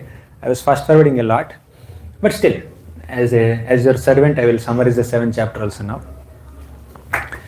Brahma descends, and he sees that Krishna and Balaram are crying like this. He was astonished, and Garuda also manifested there. All the devatas also manifested there. Garuda stood next to Krishna and Balaram. He was also weeping. Intensely he was weeping. Then Brahma did not know what to do, but he has to do something. Then one idea came to his mind. He called Garuda. Garuda is not listening. He called Garuda. Garuda is weeping and he is not listening. Garuda, I am calling you. Are you listening? Garuda. He is weeping again. Garuda, please give some attention. Finally, Garuda will give, Brahma, what happened? Yes, now it's our responsibility to revive Krishna and Balaram, not to cry with them. Okay? You keep aside your ecstasy and tell, please do what I say. Yes, what should I do? You carefully carry Krishna and Balaram on your back, on your wings. Ensure that they will not get up from their sleep. Right? You carry and take them to a Nava Vrindavan, a new Vrindavan, a replica Vrindavan that Vishwakarma has created between that Raivata mountain and the sea, which is very close. And this Vrindavan is a replica of the original Vrindavan. So you can take Krishna and Balaram there, and only Rohini Mata can come there. No one else should come there. Because Rohini Mata resided in Vrindavan, she has that experience of being in Vrindavan. So she is kind of compatible with the mood of Vrindavan, but others will spoil the mood. So we don't want anyone else. None of the Dwarkavasis, whether it is Devaki Mata, or Rukmini or Satyabhama, any of queens of Vrindavan, definitely not Padmavati. All of them should stay back here. Even Uddhava also. They should stay back here. Only 3 of them should go to Nava Vrindavan. So Uddhava carried and he was flying and took this Krishna and Balaram to Nava Vrindavan. And in Nava Vrindavan, our Vishwakarma has replicated the ambience of Vrindavan the way it is exactly there in Vrindavan, but it is beyond the capacity of this celestial architect to exactly replicate everything in Vrindavan. But he tried his best. Fine, Vrindavan ambience he replicated. What about Brajavasis? What about Nanda Maharaj? What about Yashoda Mata? What about the Gopas and Gopis and cows of Vrindavan?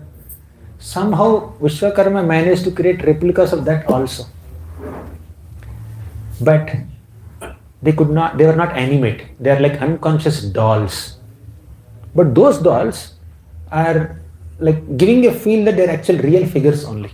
Wax museum. Wax museum. Museum, whatever you may call. So he created like that.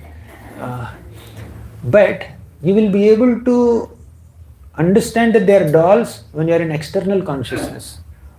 But when you yourself are absorbed in ecstasy, in trance, you will not realize that they are dolls. They are like real personalities.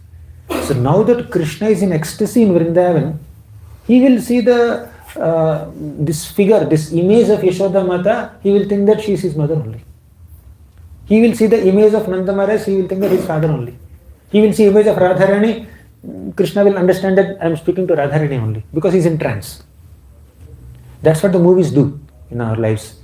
They'll switch off all the lights, everything is dark there. They'll put an image on the screen, and after a few minutes they will absorb you into that mood, and when the hero is winning, you are happy. When hero is losing, you are unhappy. And when hero is in some difficulty, you identify yourself with that personality and you want that person to win, overcome that hurdle. So that's like the original counterpart of this is there in Vrindavan and other pastimes of Krishna. So Garuda carried Krishna and Balaram there. And Uddhava also took Devaki Mata, all the queens and even Padmavati there to Navavrindavan. But they are not supposed to be visible to Krishna.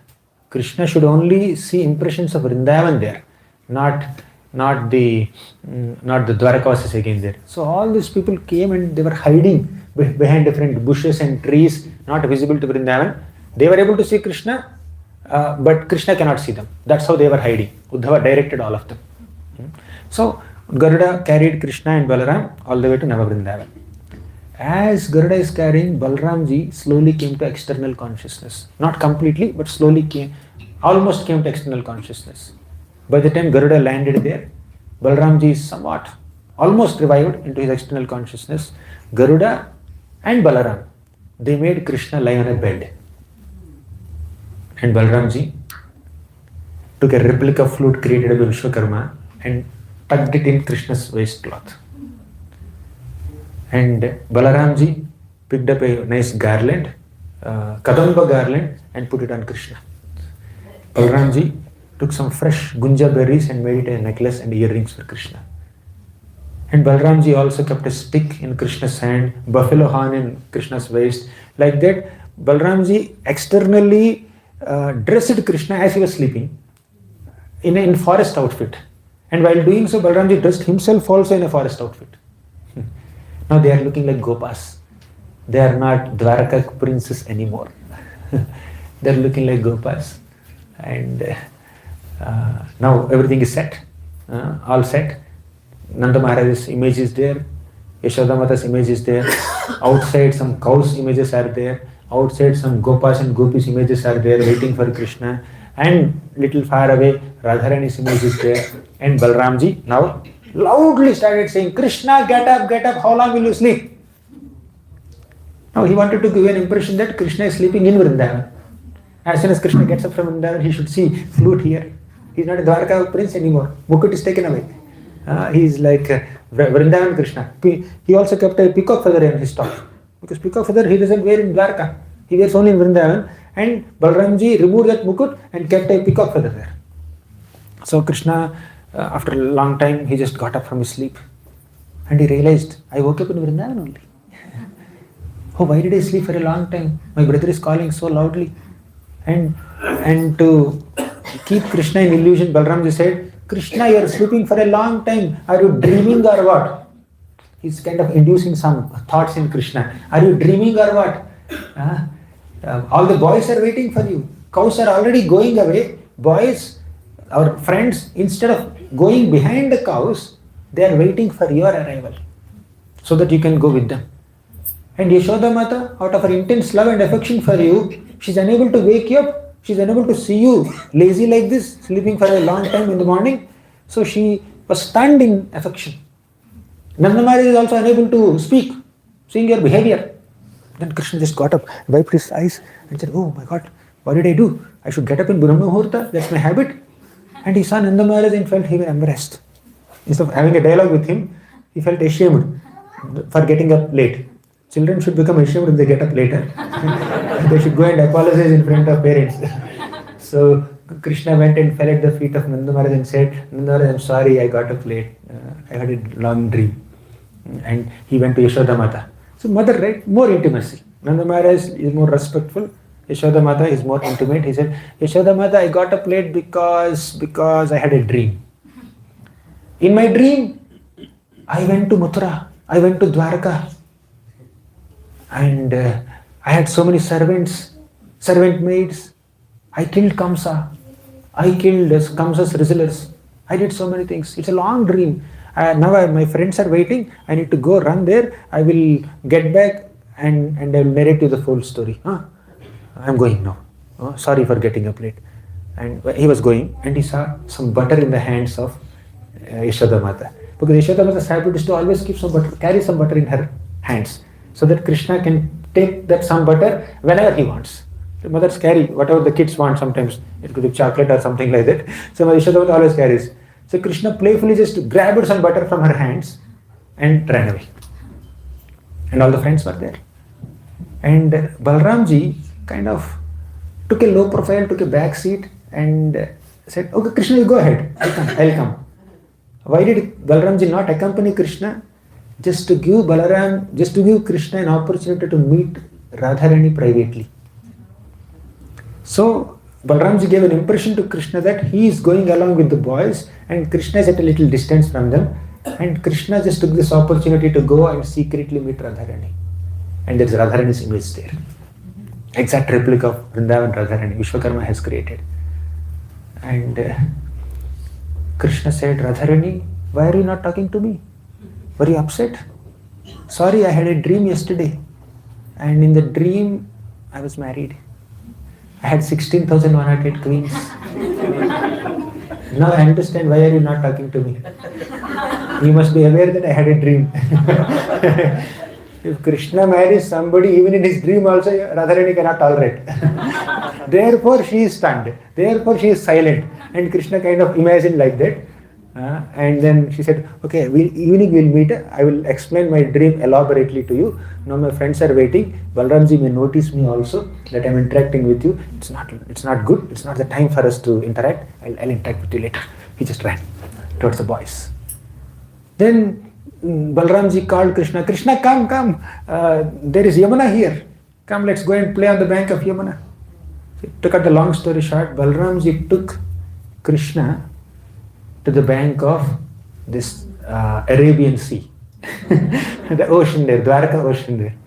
He went there and seeing the waves of this Arabian Sea, Krishna thought it is Yamuna. But there is a problem. How can Yamuna roar with so many waves like this? Still Krishna is absorbed in the thought that she must be Yamuna only.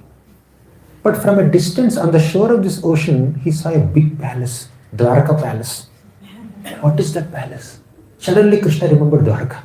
Oh, Dwarka. I am the prince of Dwarka. I am Dwarkadhish.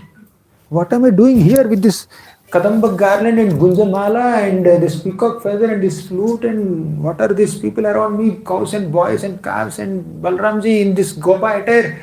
Then he realized, I have been tricked. I have been mesmerized. I have been hypnotized. Then Balramji said, to change the mood of Krishna, Krishna, now we are princess of Dwarka. Then Krishna immediately changed his mood. Till now he was like a sweet cowherd boy. Again, at once he became a warrior because of Balramji's manipulative words. He immediately diverted Krishna's attention to Hastinapur, to Indraprastha. Right? Just like when child is given an injection, he's about to cry, but he just clap and then show some garland and divert the attention of the child, and he immediately forgets and then comes to this new realm, right? New excitement, right? When he's crying, you show him a toy.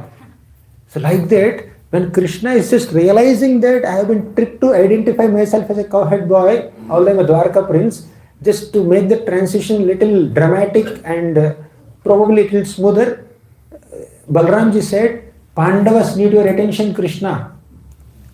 The Shalva's brother is trying to trouble the Pandavas. They're trying to conduct Rajasuya sacrifice, but some kings are troubling. You should go and help them. They need your help. Then Krishna says, yes, let's go. Let's go and help the Pandavas. Let's kill all these Shalva and Dantavakra and Vidhurata and all these demons.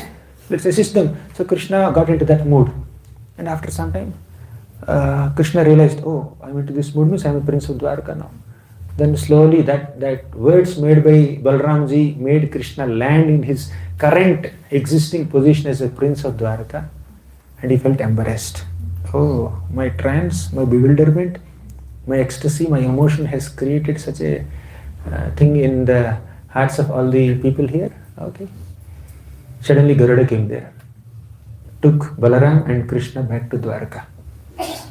And Krishna is back in Dwarka palace. Meanwhile, Uddhava took Devaki Mata, Padmavati, Satyabhaman, all these people back to Dwarka palace. Meanwhile, when Krishna was visible as a cowhead boy, Devaki Mata felt so happy. Oh, in Vrindavan, my son used to look like this. Looks better than Dwarka Krishna. So she got a glimpse of Raja Krishna for the first time. Anyways, they went back and longer discussion there. This is the first half of the 7th chapter. It's not appropriate to go beyond 10 o'clock. Should I complete that also? Yes. Okay. So Krishna stood there, and then Uddhava started explaining things to Uddhava started explaining what all has happened to Krishna in a meeting. And he also said Padmavati spoke a few things to Rohini Mata and Devaki Mata and all. And the queens of Krishna started responding to Padmavati's words and others' words by appreciating the glories of the gopis. Now, through Uddhava's words, we'll understand how Rukmini Devi and other queens of Krishna were very much appreciative of the gopis of Vrindavan. They acknowledged the gopis of Vrindavan. But Uddhava also said, all your queens glorified Vrindavan gopis, but Satyabhama did not. She felt upset and she went inside. Then Krishna said, call that foolish woman here. She is not accepting the glory of Raja gopis. Then Satyabhama came there. Actually, Satyabhama purposely did not agree, so that the glories of gopis are not spoken only by the queens or Rohini Mata or Balaram or Uddhava. Let Krishna also speak the glories of the gopis. That's the purpose of Satyabhama. We should not think of Satyabhama as Satyabhama purposely just became upset. Then Krishna called her. She was taking bath and she took bath and she came in front. She was hiding behind a pillar. Maybe you must have seen that painting. She was hiding behind a pillar and Krishna said, see, you should accept the glories of Rajagopis. They are much superior to you. You know, after coming back from Vrindavan to Mathura, I never wanted to get married. Because my heart is filled with Vrindavan Vasis only. So Mathura I never married. When I came to Dwarka, suddenly this Rukmini sent a letter to me. In that letter she says, I will commit suicide if you don't come and save me. Just to save her life, I went and married her. Then I started looking at her face. And her face reminded me of Rajagopis. Then I thought, okay, let me stay with her so that I can constantly remember the gopis at least. If not gopis, at least somebody who is close to gopis is right next to me. So with that mood, I married one queen, and eventually you came and many other people came. I am only seeing gopis in you. I never wanted to marry. So like that Krishna started glorifying gopis and how much they loved him and how much he loves them. And finally, Uddhava says, this whole discussion is because of Narada Muni. He is standing there in that corner. This Navavrindavan, all this happened because of Narada Muni. So when Krishna is in Navavrindavan, Narada Muni was embarrassed. My God, I am the one who created this whole scene. Krishna became ecstatically emotional. So Narada Muni did not come to Navavrindavan. He fixed himself in a yogic posture and he sat in a cloud. And from there he is seeing what's happening. What's happening in Navavrindavan. And Garuda was sitting above Narada Muni in a bigger cloud, trying to extend his wings to shower some shade for Krishna. And he was coming back to Dwarka. Uddhava said, Narada Muni came. Then Krishna said, Narada Muni, what are you doing there? Why are you not coming inside and as usually striking a conversation in your own excitement? Looks like you're in a different mood now. Come. So Narada Muni slowly came there and sat there. Then Krishna, because now he came to complete external consciousness, he said, Narada Muni, I thank you very much for creating such a scene with your quest for the best recipient of Krishna's mercy. Thank you very much. And he started speaking at length the glories of gopis, and he said, you know why am I not going to Vrindavan? Because this Vipralamba Bhava, feelings of separation from me, are the topmost feelings of a pure devotee. And the gopis are constantly blessed with those feelings of separation. Now, if I go in front of the gopis, I will intrude into their feelings of separation. They're constantly relishing my intense union while being separated from me. My personal presence will disturb those feelings of separation. Therefore, let them be perpetually stay in their feelings of separation, and they will be more distressed if I am personally there. So, I'm keeping myself away. And in that separation, I am feeling great ecstasy remembering them. They are feeling great ecstasy remembering me. So that sweetness of Vipralamba Bhava, which is the topmost facet of Krishna Prema, is most relishable. Let it be like that.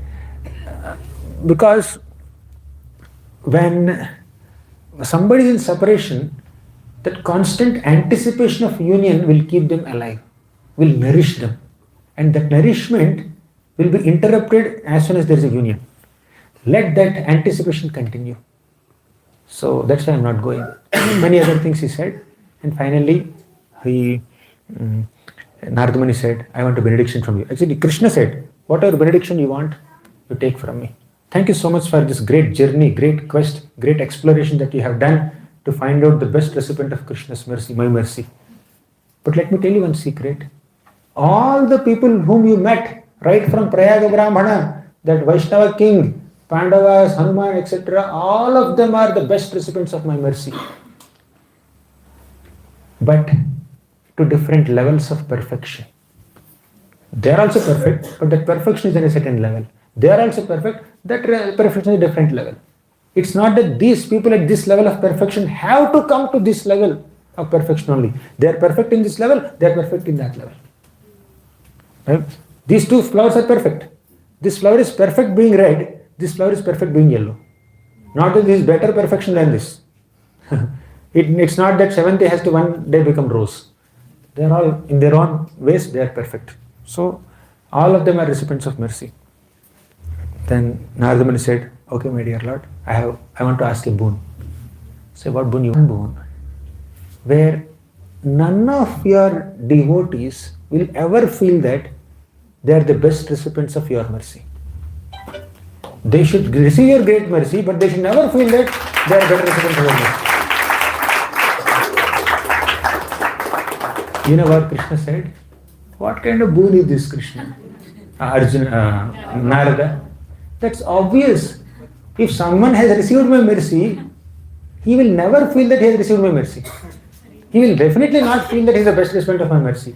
That's a proof that they are the recipients of my mercy. If one feels like that, they have not received my mercy. Oh, correct. Good logic. Fine. I want one more boon then. Fine. Ask whatever you want. Let me constantly glorify your devotional service and travel everywhere. Yes, you already have that boon. Go ahead. And Narada Muni again went back to Prayaga to speak about all this great journey that he had with the original sages he met.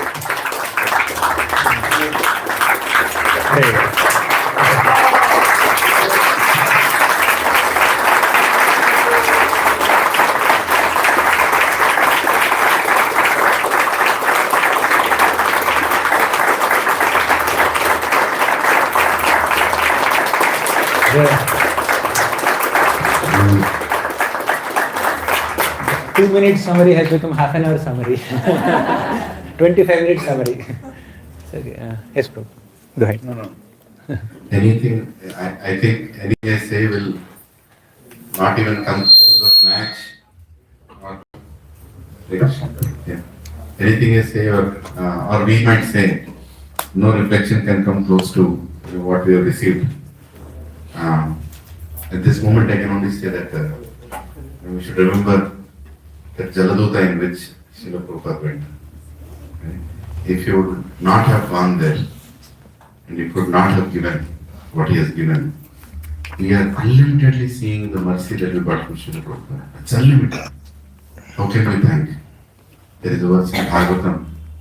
I don't know the verse, but it says that when somebody gives you Krishna Katha, dedicating their life for giving this to everyone, all you can do is just take a drop of water, keep in your hand, fold your hands, thank. Hare Krishna. I'm sure many are emotional. I'm also feeling, but it's amazing. It's amazing. Prabhuji and Mataji, each one of you have shown Krishna how eager you are, and to receive what you have received. You have done so many sacrifices to come here, and some of you who could not come are also equally glorified. Prabhuji said at different levels, everybody is receiving it. Right? So, all glories, and there is much more to give. There is a part 2 also. Part 2.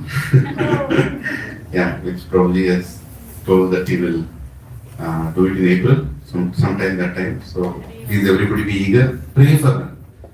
Intensely pray for them. And this journey should not end here. Sweetness should go further, and it should reflect in our sevas. It should reflect in our activities, our speaking, our choices. After hearing Bhagavatamruta, our choices should change. You click Right? this That's what I was pictures. thinking. How will I be a different 2, person? 3 If I behave in the same way, if I talk in the same way, And send. somebody might ask, what is the use of you hearing all that? from here, that you 4 heard?" users. Of course, transformation won't come in a single day, but our decision to transform has been taken. It's beautiful actually. And some of the pastimes that Prabhuji told and some of the explanations that Prabhuji told are very advanced. So if some of us have still not completed our hearing or reading of Prabhupada books, don't, say, try to complete that also, but ask your clarifications whenever you get bewildered, because this kind of literature needs a lot of guidance, right? And Prabhuji has mercifully shared it, and I've just now sent a link. I was not sure whether Prabhuji will finish or give a summary. So what I did, I just copied the link from audio.iskondesert.com. What I heard long time ago, and His Holiness Radhanath Swami Maharaj spoke in 1999 and in 2007. I've sent the link. It has 10 lectures. You all can hear it again. And little bit more about the Navavrindavan. Prabhuji just capsulated everything. I know we did that, but it is so much there. So much there. But a devotee can do everything. Like Uttara could get the essence of entire Bhagavatam in such a short time from Parikshit Maharaj. We all could get the essence of it from Prabhuji. And Prabhuji is a profound speaker of, Srimad Bhagavatam. And he is the dean of Bhaktivedanta Institute. And having such a person in such a humble way, the way Prabhuji is conducting himself, there's a lot to learn. I have learned a lot through Prabhuji's acharan and behavior and his demeanor to give us, without any restrictions, always eager. We are fortunate. So let's not forget that, and let's not take it for granted. Anything in Krishna consciousness, and let's pray to Lord Krishna that this mercy continues. This mercy continues, and it all depends on our eagerness. And nobody can force anybody in spiritual life. Nobody, whether you take Siksha Guru, Diksha Guru, whatever Guru, nobody can force anybody. It's our choice to force ourselves. Today morning I was reading a little bit of Bhagavad Gita. I came to the 18th chapter where it was mentioned that what appears like nectar in the beginning, right, eventually is poison. And what appears to be very austeritic and difficult in the beginning becomes nectar at the end. So after all this austerity that we all have taken in the last 7 odd days, for 9 sessions, and the gated community sessions, and going everywhere, there are some devotees I have seen everywhere. Practically everywhere. Like Vanilla Mataji, all glories to her. First person to come in any session. First person. And she has to come by bus, sometimes walk, sometimes do. And I was thinking, Every time we came to the hall, I'm looking at her, she's a recipient of Krishna. So many of you who are gifted Prabhuji with so many small gifts. But the greatest gift Prabhuji and Mataji is for a sadhu is interested people who will hear. This I heard from a very senior devotee that you give a nice AC, air condition, give good prasadam, give good facilities. They left all that to come here. So all that they need is people to sit down and hear without any deviation. And if we can do that and give them an opportunity, that's the greatest happiness. I hope, Prabhuji, you received some happiness by coming here. And we are extremely, we don't know how to reciprocate. Very grateful. Unlimited happiness.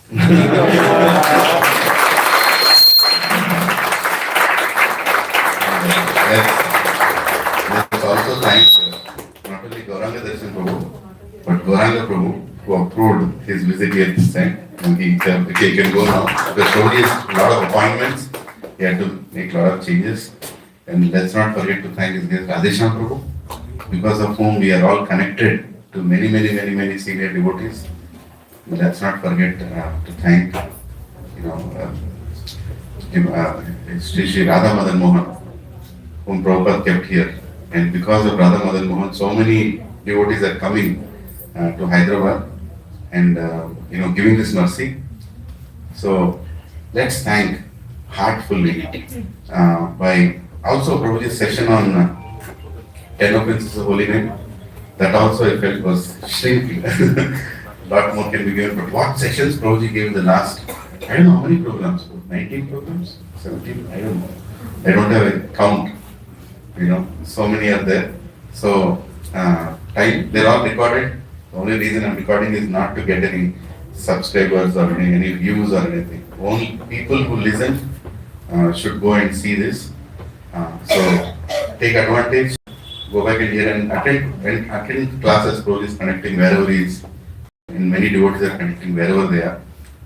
Let's take full advantage of this, and thank you for sponsoring Shadam for almost all the fees that we did. And if somebody wants to give more, it will all go into this programs only. And one announcement is His Holiness Bhakti Padma Saurabh Pracharak Maharaj is this Saturday, and he is having a meeting specifically with leaders. I've set a group in DCS for general public also later. But please come, because all this should ultimately lead to what? Service. Right? All this should lead to service. So let's not step back. Let's step forward and come forward and attend that meeting. I've already sent in the DCS group, and I encourage many devotees to take more responsibility, so we can become more closer. And one day, the same Garuda will take us also to Vrindavan.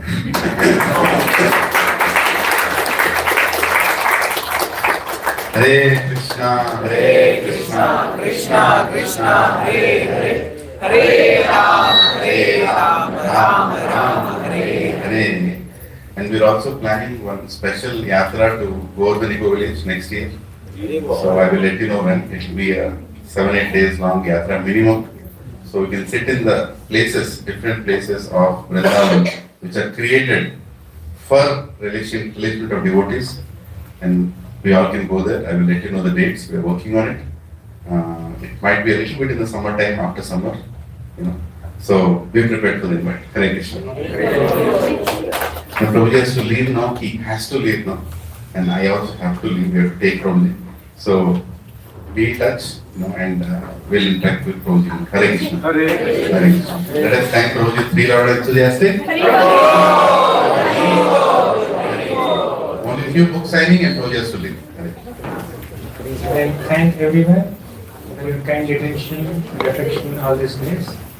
And a proper gratitude note later.